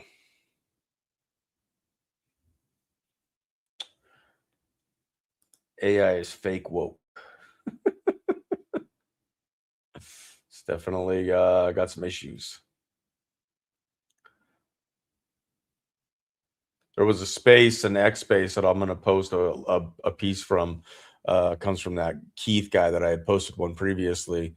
And the guy on there claims that he has an AI, but he jailbroke it, meaning that he broke its limitations so that it wouldn't follow whatever they had programmed it follow, and it would actually search the web for true information. take that for what it is. And it's kind of an interesting take that he got the AI to speak to, having jailbroke it, taking away the restrictions from it. It's called Mud Yeah, I remember Fossils. correctly, So yeah, now I found the similitudes, and they were not part of the Enoch. I remember correctly, yeah. So something is not correct over here. I don't know where's the issue. Similitudes, also known as the book Parables, 1 Enoch 37:71 was not found among the Dead Sea Scrolls. You see, we have conflicting information. Yeah, while multiple Aramaic manuscripts of the parts of 1 Enoch were discovered at Qumran. The absence of similitudes suggested why it might have been written later, reading Acts. Yeah, so yeah, something to look into deeper. I remember it wasn't part, so I confirm it. But it says it was, and second time it wasn't. So what the fuck? Right. Yeah. I have no But idea. okay, I go with my memory. I know this part wasn't found with this Dead Sea Scrolls. So if anyone has any more info about this, please share, because I wouldn't need to spend my time looking deep into it, as I like details. Right, let's go further. You go, and I'm gonna run to the restroom. Okay, go on. It's all you. Okay. Don't fuck it up. I try my best. Very good, very good. All right, so you are me is only with me now. Let's go further. Okay, this part exactly covers the Messiah and the future judgment. So mainly we can divide this future judgment in the subtopics, like the Son of Man, a supernatural figure is introduced as Son of Man, the elect one, and Messiah. And people think that the Son of God has a higher claim than Son of Man. No, according to Scripture, to the Bible, Son of Man has a much higher stance than Son of God, because every one of us, we can be created by God. So by definition, we are Son of God. Son of Man, it's totally different. That's why he's called as well elect one and the Messiah, and he's referring to the Jesus Christ. Another part was divine judgment. The Son of Man sits on a throne of glory to judge kings, the mighty, and the wicked. So he is the one who will be judging, as even Quran confirms that Christ will be the one who will be coming back and judging. So how they can claim that their Messiah, right, Muhammad, is better than Jesus? He won't be judging, so what the fuck? They can't even read their own book with understanding. And that's the problem, unfortunately, for a lot of people. But whatever. Another part is related to the vindication of the righteous. The righteous and elect are promised a new, transformed earth and eternal life, which, if you go further, it's called New Zion. Zion, it's a physical place which is now in heaven, but the New Zion will be earthly place, and be place on earth, will descend from heaven to the earth, and be called New Zion. That's why people are confused, because they think they have to support Zion, which is Zionists. No, it's David deception and the synagogue of Satan. Two different Zions. There is one Zion now on earth, and this Zion will, will be replaced with the earthly Zion, which will come later to the earth.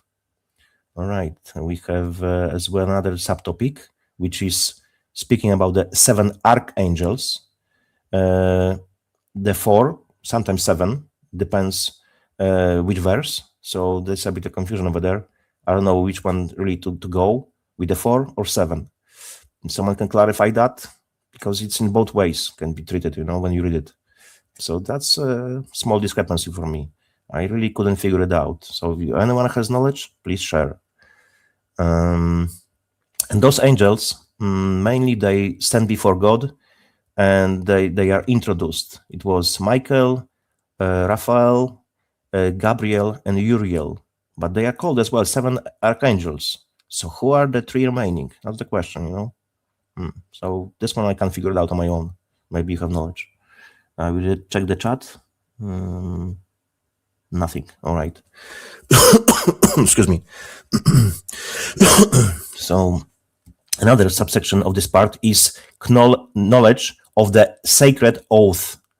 In this part, Enoch learns about the secrets on how heaven is held together by an oath of word.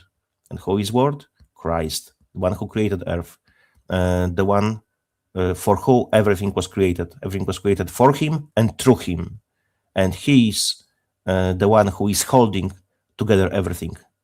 The word, right? The oath. Yeah. Mainly you cannot take any oaths. So in Christianity, because Bible speaks about it very clearly. That's why whenever Mason tells you that he's Christian, he's not. Because by definition, he is defiling what God's commanded us to do. Do not take any oaths. And with each level, every Mason has to take an oath.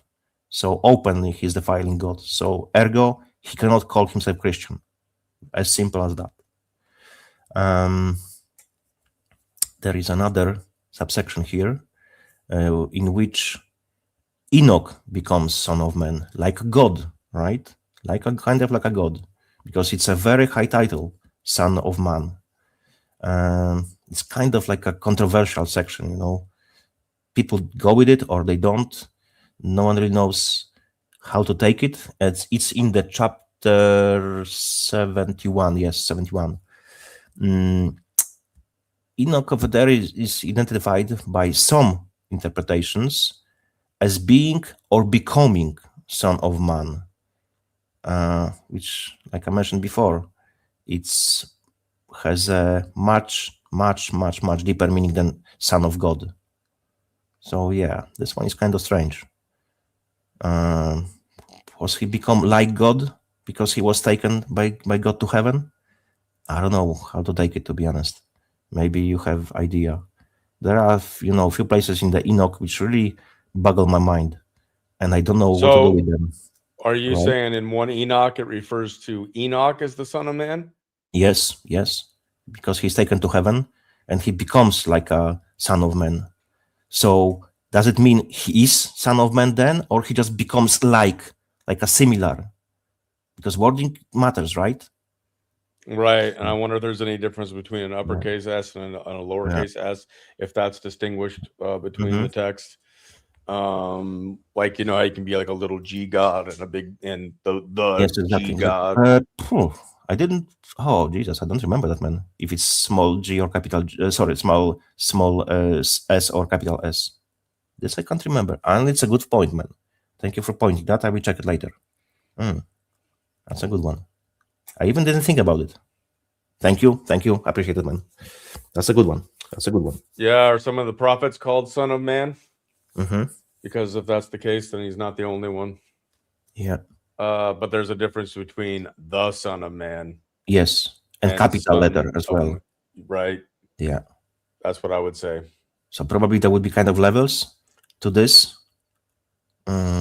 Because there's no instance where they threw a fit about somebody else being called the son of man. Mm-hmm. Like a prophet that was called a son of man. They never claimed that prophet as, which would have been something the Jewish leaders and stuff like that would have freaked out about, right?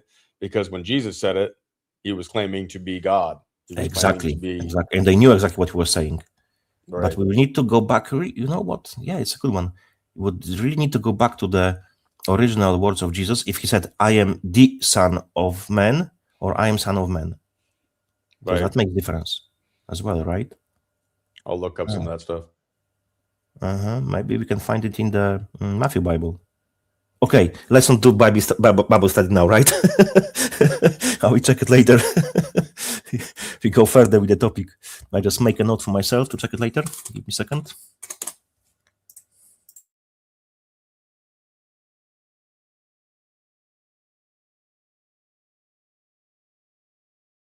All right, let's go further. Yeah, we check it later. We'll go to the few Bibles, So that's interesting. I never thought about this, man. Thank you for that. That's good. You see, I'm learning even during the freaking stream. Yeah, that's a good one. I like this. Yeah. You know what?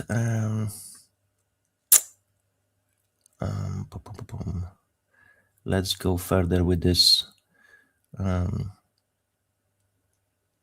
can bring this up real quick, though. I think just so people can get this and you get it too. And I really like Got Questions, but if anybody has any reason to think that Got Questions that this website is, if there's any problems with it, then please, by all means. But I don't know if they'd agree with like Enoch and stuff like that. So there's that. But I do think you can find certain answers because Ezekiel is called Son of Man as well. They say this is the terms to heaven, right? Right. He was the only one other than Enoch, I believe, that was taken directly to heaven. So anyways, the prophet Ezekiel is called Son of Man over 90 times. Thus, both Jesus and Ezekiel can rightly be called Son of Man because Son of Man was used 88 times to be exact in the New Testament, referring to Jesus. But there is something unique about the way the title is applied to Christ. In the Gospels, Jesus often refers to himself as the Son of Man. Jesus' use of the title links him to Daniel 7:13 through 14, a passage describing coming Messiah. So there's some very significance. So anyways, you can be able to read the rest here on the screen. I don't want to take away from the talk that we're having here. Just find how he's called, if he has as well the Son of Man. Ezekiel. No, you see? Ezekiel, third paragraph. Ezekiel, second line. Ezekiel, who was often referred to as Son of Man, not the Son of Man. Right. And with Jesus is capital S. That's the answer. Thank you.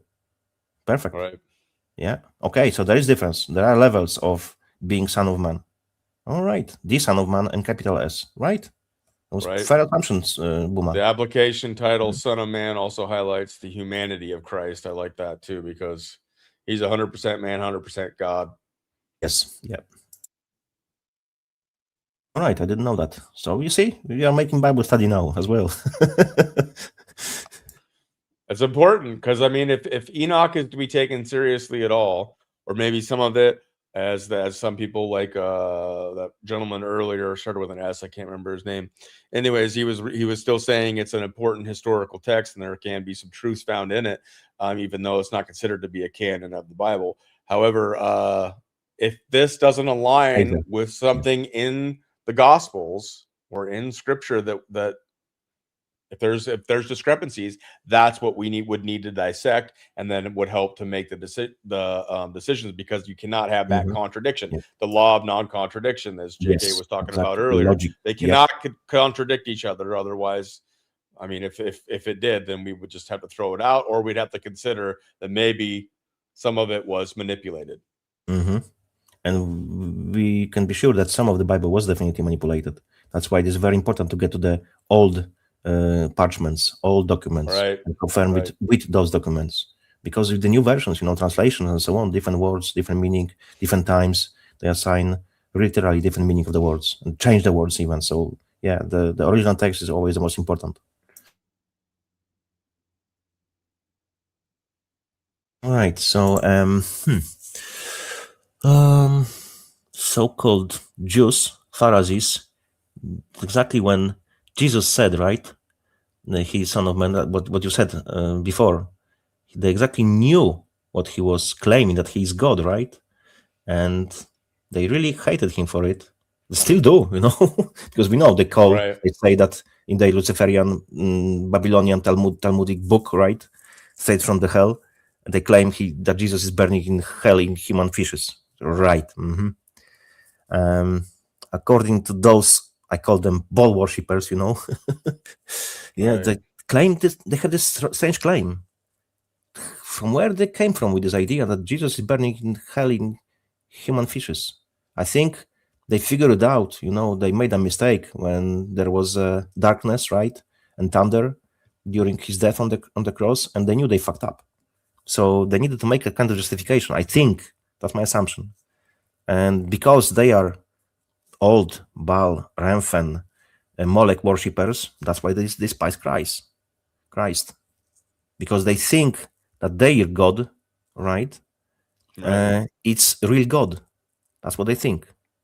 But God rejected them, as we know, because they were old covenant, which was Mosaic covenant, right? And God gave them, it was time of one generation, yes, to 70 AD, to change their ways.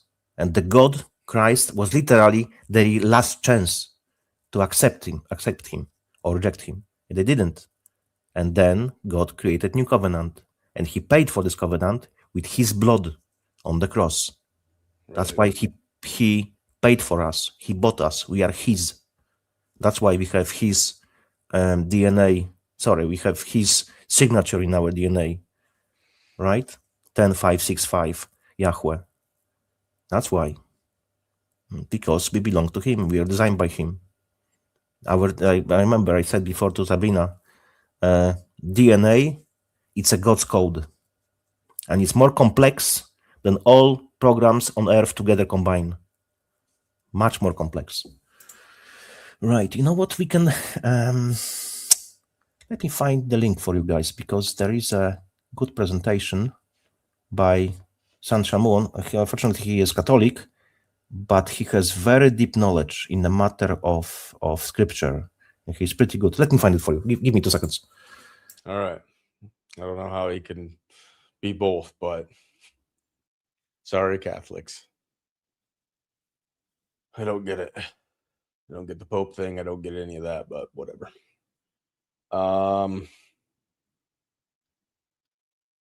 Hopefully we can get through this second book, and then we'll have a few more left. All right, I dropped for you link. Unfortunately, it's, I think, 15 minutes or something.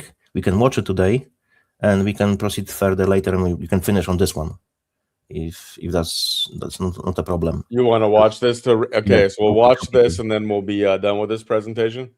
Yeah, let me check where I am now. Yeah, it's plenty left. Definitely part third, possibly fourth, But we have to really stay on topic. Oh, dear Lord, spare us some time. We need to get to Satan's season. Oh, Lord. Look, it goes as it goes, right? And yeah, this video as well came to my mind. It was like, yeah, there's connection. He's speaking about this, So yeah, let's watch it. So it's pretty good. We'll watch this, and if you want me to pause it at any point, just holler. Okay. If I have anything to add, I can pause it right. Thank you.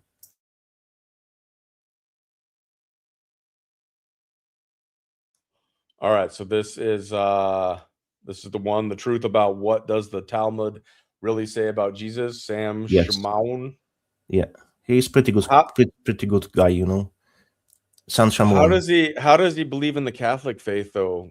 I have no idea, man.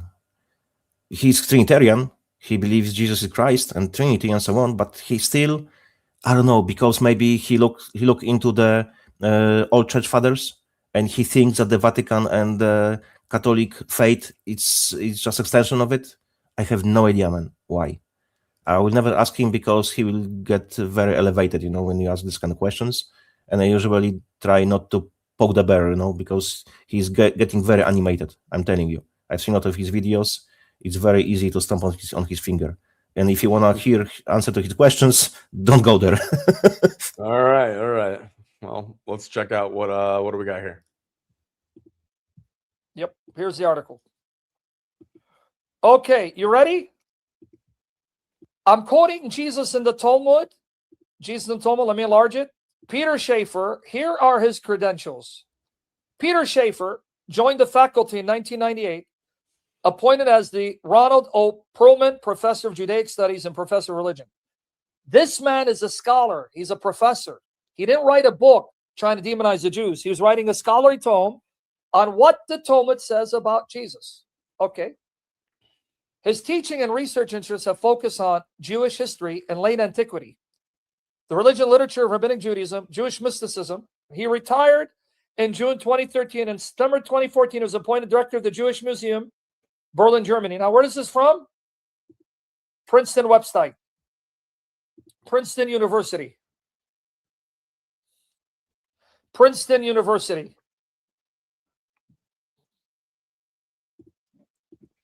Okay. You guys ready to get disgusted?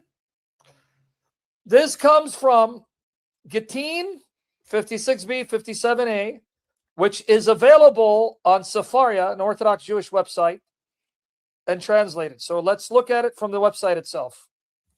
And then he explains its significance. And I'm going to contrast that with Islam. You know that?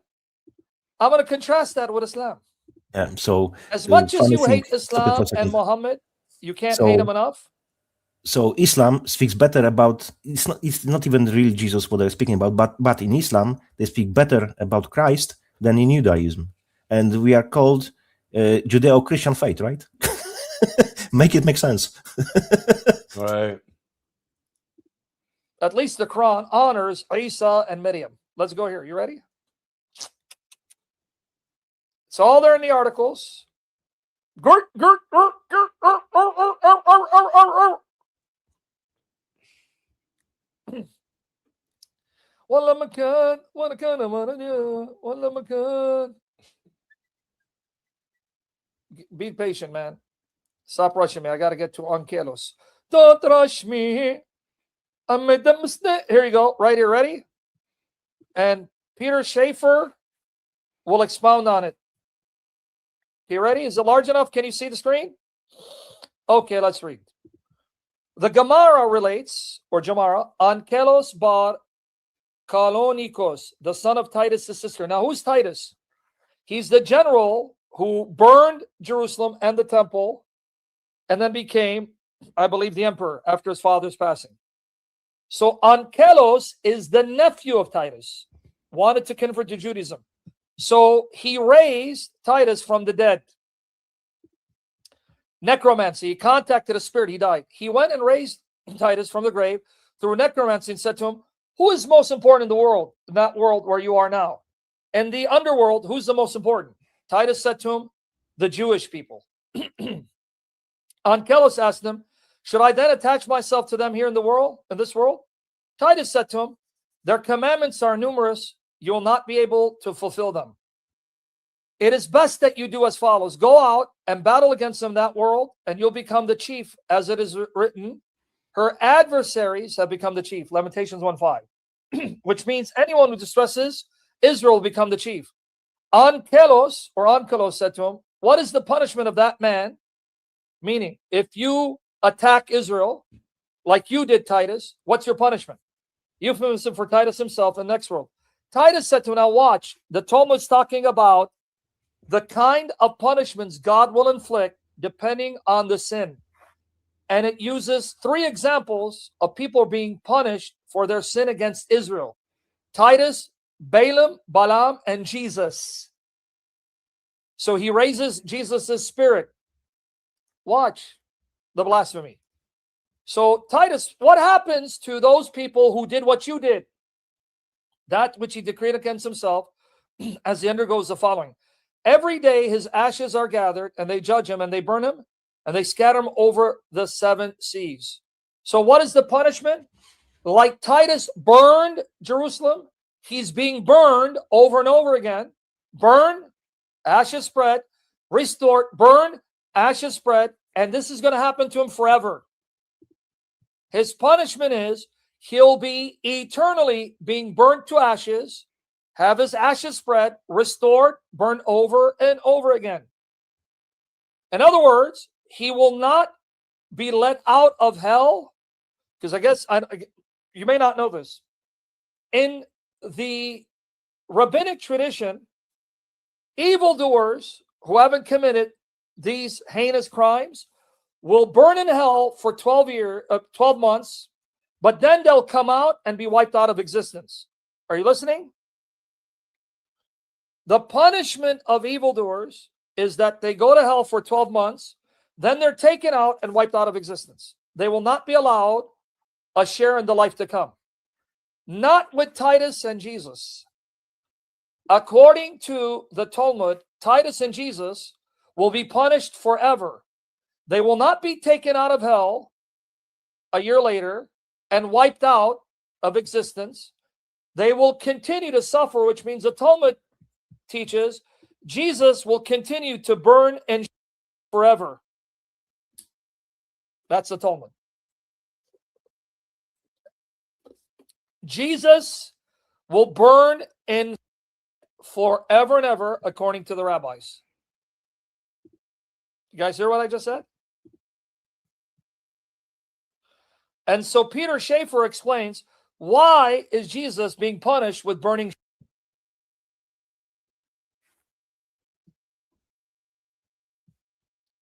Let's see. Okay.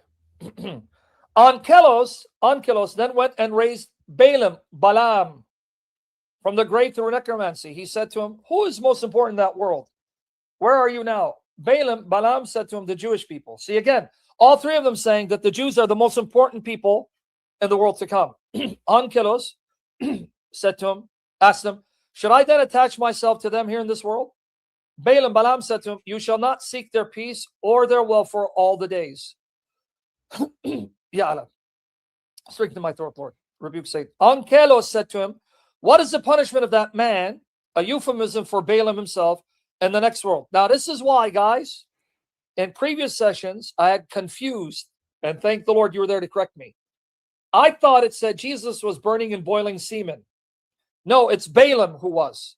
The reason why I got confused, because according to certain authorities, in certain copies of the Talmud, where the name Jesus appeared, they changed it to Balaam. Now, I'll explain why in a minute. There was an edict sent out to the Jews to expunge, remove all references to Jesus, because the Catholic Church found out about these nasty blasphemous Okay, statements. let's stop it for a second over here. And they were being called forth to give an answer. Why are you blaspheming Jesus in your books? So an edict was made. Get all the copies you can, Booma, remove his name. So in some copies. All right. I want to bring very important topic here as well. We know that the original language of Christ was Aramaic, right? Jesus of Nazareth, Nazarene. Yeah, it's been mentioned here, right? And his original language was Aramaic. If you really look into Aramaic and into the Hebrew, into the letters, how they are tilted, slightly changed, Hebrew was created. Why? To replace Aramaic language of God, language of Christ, with the Hebrew, because they are perverters. They always pervert everything. So literally, there was no Hebrew. Even people claim, oh, Jesus was reading Hebrew. He was not. That's the implementation in the Bible, in Scripture itself. It was always Aramaic and Greek. There was no Hebrew. But nowadays we think, oh, Bible was written in Hebrew. Nope. Look into it, and you will see whether the deception is. I have even a screenshot where the freaking AI shit itself because gave in brackets Aramaic, brackets Hebrew, right? Or around. But mention other languages, right? So yeah, and I have screenshot because I know it will be changed soon because they will catch up with it, and I have it as evidence, as screenshot. So yeah, that's for the future. So no, don't get confused. Aramaic was always the language. Hebrew was deception, perversion by Luciferian, freaking Babylonian, so-called Jewish faith. All right, that's when I bring it. Cheers. Wow. The name Jesus was changed to Balaam. Now, how do we know that? Because there are manuscripts that survive with the name Jesus in those places. That's how we know. You got it. That's in the book. Just be patient, brother. That's in the book. No, it's actually syncing with the book. You with me there?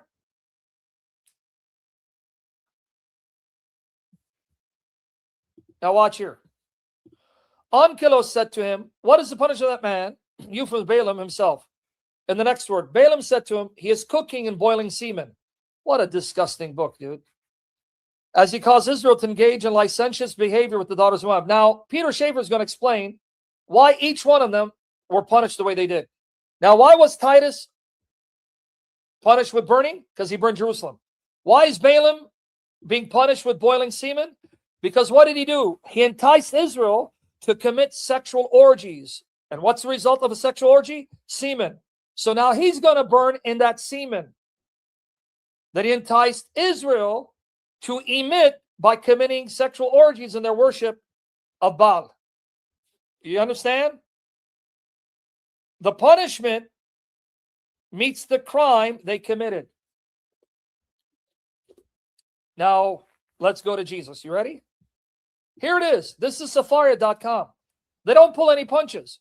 They say Jesus the Nazarene. Safaria.com. Did you get that, Michael Lofton? When over 2 years ago, I went after you because you were trying to deny that Jesus is mentioned in the Talmud. You remember that, Michael Lofton? And I had to call you out for it? Here in your face, Michael Lofton. Safaria.org. Translate, and in their manuscripts, it's Jesus the Nazarene. Okay. Angelos then went and raised Jesus the Nazarene from the grave through necromancy. Angelos said to him, who is most important in that world? Where you are now. Jesus said to him, the Jewish people. Ain't it ironic? That's what the Christian Zionists say. The Christian Zionists say what the Jesus of the Talmud says. Is that ironic?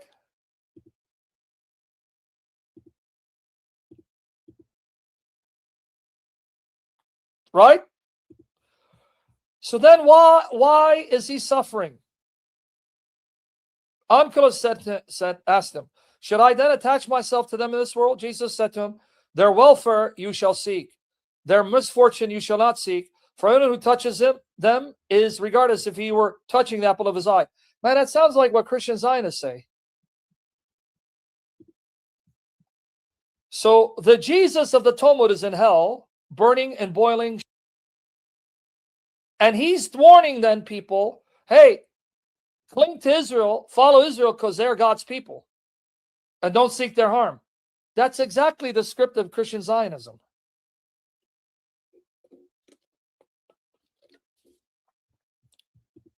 Right? Tell that to Lloyd Dion, who tries to defend the Talmud. Now watch. Angelos said to him, what is the punishment of that man? A euphemism for Jesus himself. And next world. So now watch it. Watch Jesus' punishment. Jesus said to him, he is punished with boiling excrement. Jesus is being burned, boiling,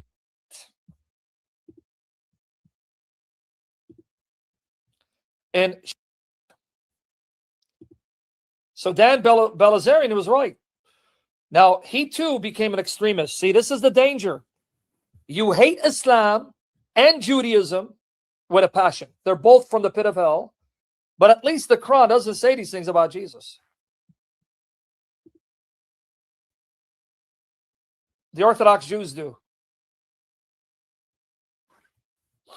You want me there? Okay, so now watch here. And this was his sin. Why is Jesus boiling in? Because he mocked the words of the sages, because he went against the Pharisees.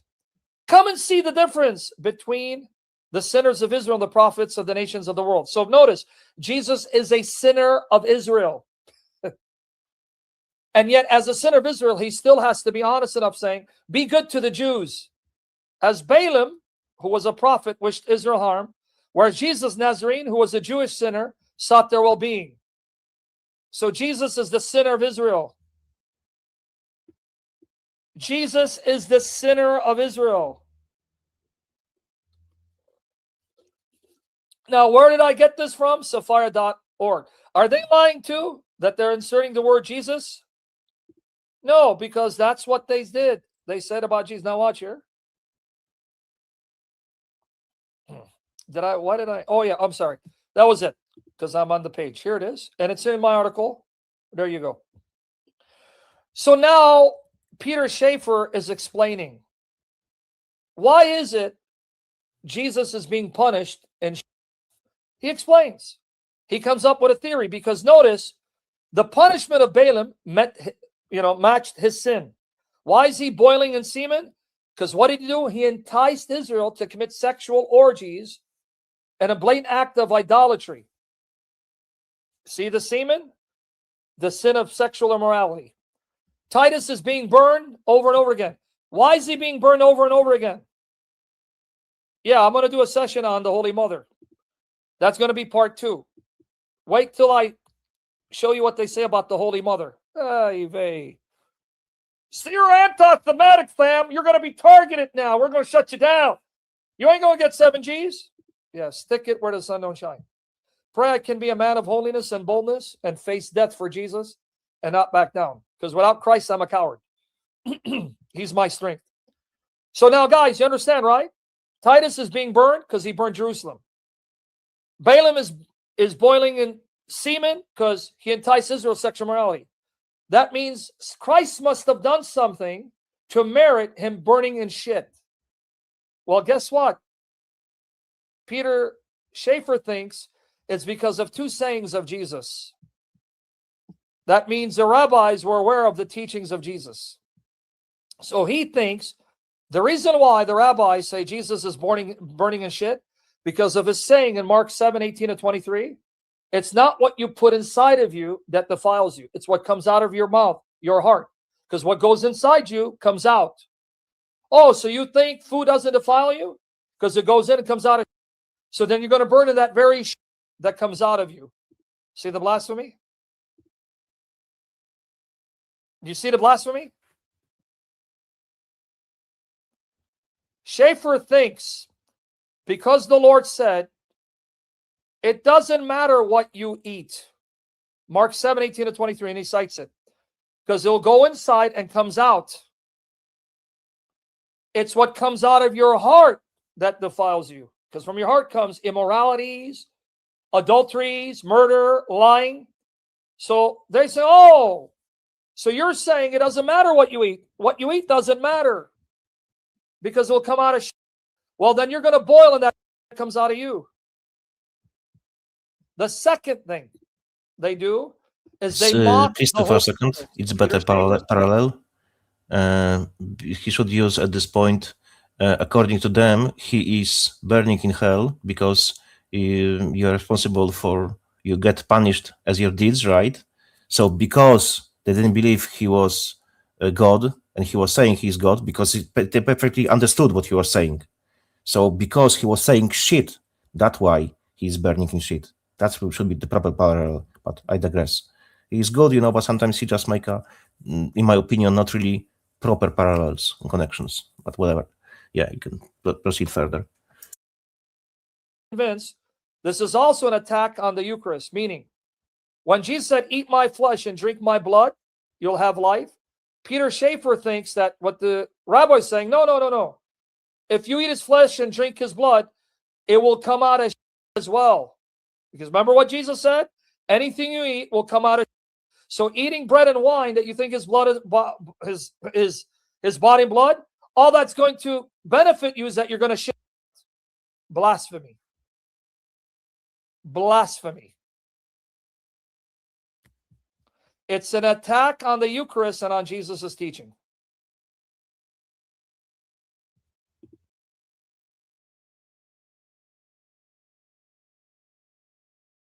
Right? There we go. So now you see exactly what they are saying from the horse mouth, yeah? Because it's their documentation, what they claim, what they say, right? So, yeah, that's what they freaking And that's a detailed example of why we can't coexist with these different beliefs. You cannot call yourself Christian Zionist. You have to understand that. Because they hate Jesus, your and my God, everyone's God. And if they despise him and say about him such awful things, how you can call yourself Christian Zionist? You have been brainwashed. Sorry about that, but you have been brainwashed. You have to really read your Bible and understand from where those people who today claim they are Israelites, so-called Jews, they are from the sons of the Hagar, the woman, bondwoman, not free woman. Free woman is of the promise. Bondwoman is of the devil. They will be serving us. But of course they twist it and they claim that the Goyim will serve them because they see us as Goyim. You see how it gets? They always twist everything because they're fucking liars. They're from synagogue of Satan, from Molech, from Remphan. They took his star. That's it. There is never, ever. You cannot find Star of David in the Old Testament, New Testament, but you can find a Star of Remphan and Tabernacle of Molech, right? That's it. Right. Well, that's the thing, though, isn't it? It's the search for truth. It's the Yes. interpretations of certain scripture. Now, I think some scripture and a lot of it is very plain, as Jesus Yes. said, "I will speak to you Very plainly plain. now," and he lays it out pretty clearly. But there is a lot, plenty in the Bible, sure, to debate about or to try to interpret in trying to understand the correct way. But yeah. And then for the people that are like, see, religion just causes war and stuff like that. Look, if he didn't have any of these books, any of these faiths, or whatever you wanted to say, however you can conceptually think about it, if you take God out of the picture, it's going to be this rock versus that rock. My rock's bigger and it's better. Yeah. My location's bigger and better. My woman is bigger Flexing. and my woman is better. Childbearing. My cock is the biggest cock in the world. It'll be something retarded no matter what, if the religion or no religion were involved. So Yes. remember that. And So anybody that wants to cry about religions. You are 100% correct. Judeo-Christian law doesn't exist. Just does not freaking exist. There is no free slave. You are free or you are slave. You cannot be Judeo and Christian. It's impossible by definition. You can't have it. You can't have I like the example. Dry water. Just doesn't exist. That's Right. freaking doesn't.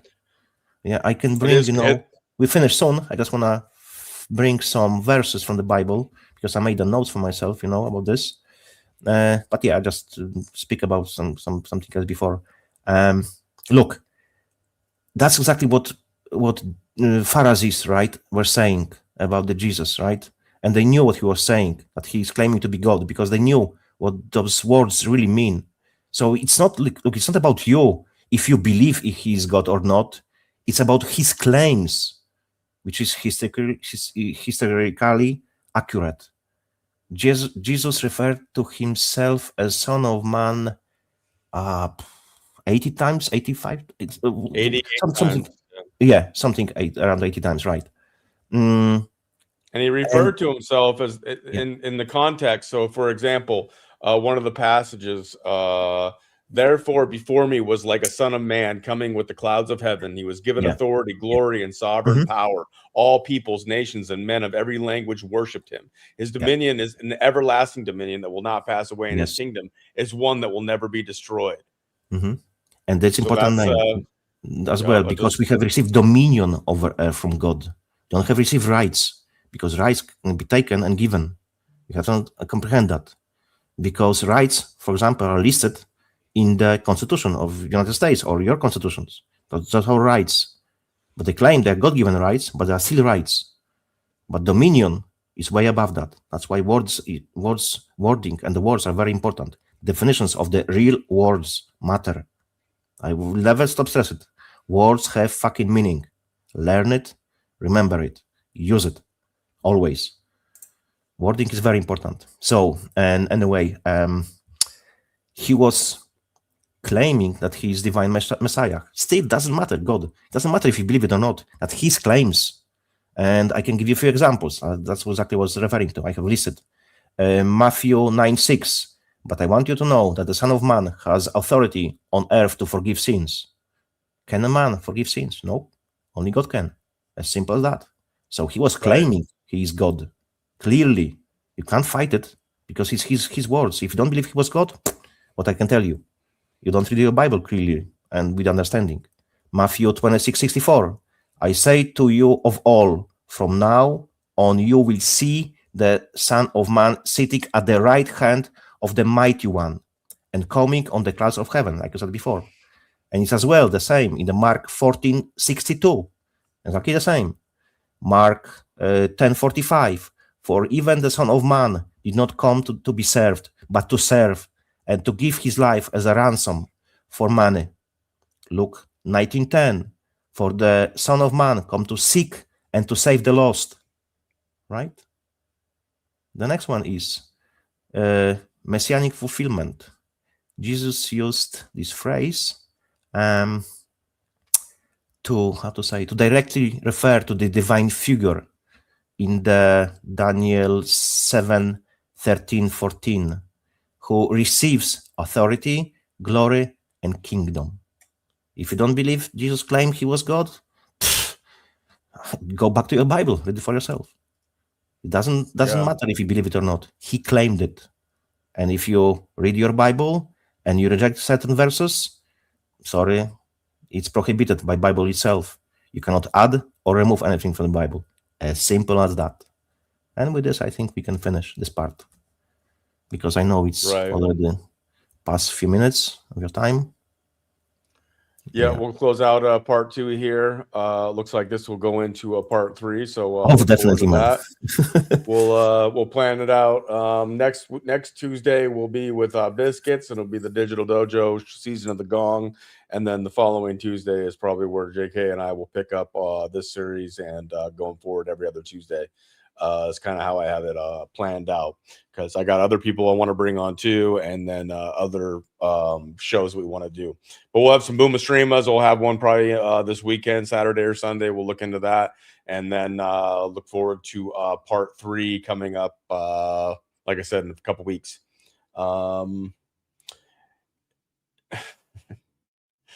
We've got 3 of the Bibles listed down below, Pamela. Below this video on Rumble and YouTube are 3 options to take a look at that come from JK. He, as he says here, does not recommend the KJV. And I know a lot of people want to say that because certain things have been changed and therefore we can't trust any of it. That is a load of horse shit right from the mouth of Satan. I believe that the word, it can be tested and tried in this world, and that we can take back dominion of this world if we understood our power that we are given by Christ, by God. And that's the struggle right now of good versus evil, if you will. So we have to do we can get into a whole lot of stuff. I love you, Pamela. Just we disagree so strongly on some of this stuff. And I know you believe in love and you're a lovely person. We have great conversations. It's just we're not defending words here in the sense of like meaningless blah blah blah blah blah blah, like caveman style shit. This is like words have meaning, they have power, and I believe Jesus Christ was the living word, that he walked it, lived it, and then Scripture tells that, speaks to it, points to him, and here we are. So anyways, I do the best that I can. I'm open to other people's arguments and stuff like that, but you really gotta show up to like the Booma streamers in order to be able to have these discussions. And when it's all done in text, sometimes it doesn't always go so well. But I appreciate y'all. I appreciate you too. I love you, Pamela. And I hope you guys got a lot out of this. Enjoy your time. We love it when you're here live so we can interact with you. You could be part of the conversation, as you saw us many times getting pulled in many different directions. Right before I close out, did you want to say one final thing before we close this one out, JK? Yeah, I want to thank everyone keeping bear with me. Oh, yeah, and thank you for that. Because someone asked the question, I just didn't see what was the name. Yeah, it was YY Exile. Yes, that's the pronunciation, I believe. I don't know if it's proper pronunciation, but it was not exactly Jesus. It was Christ or Yeshua. Yeah, so how we should really pronounce it? How we should pronounce this one?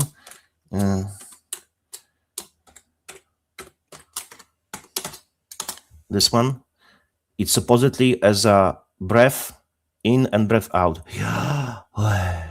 Supposedly, that's the first what you do in your life. You take your breath and you exhale when you end up your life on this earth. What's the real pronunciation?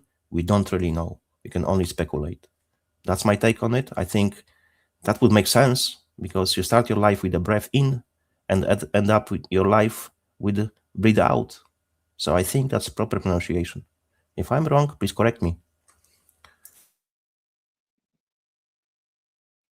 And again, thank you everyone for listening. I hope I wasn't speaking too fast. I was trying sometimes to slow down. I was catching myself. And if you like it, of course, leave the like under the video. It will help Booma channel to progress. Thank you very much, everyone. Thank you, JK. And then I just wanted to say, because it was talking about we're defending words and stuff like that. This is one of my favorite.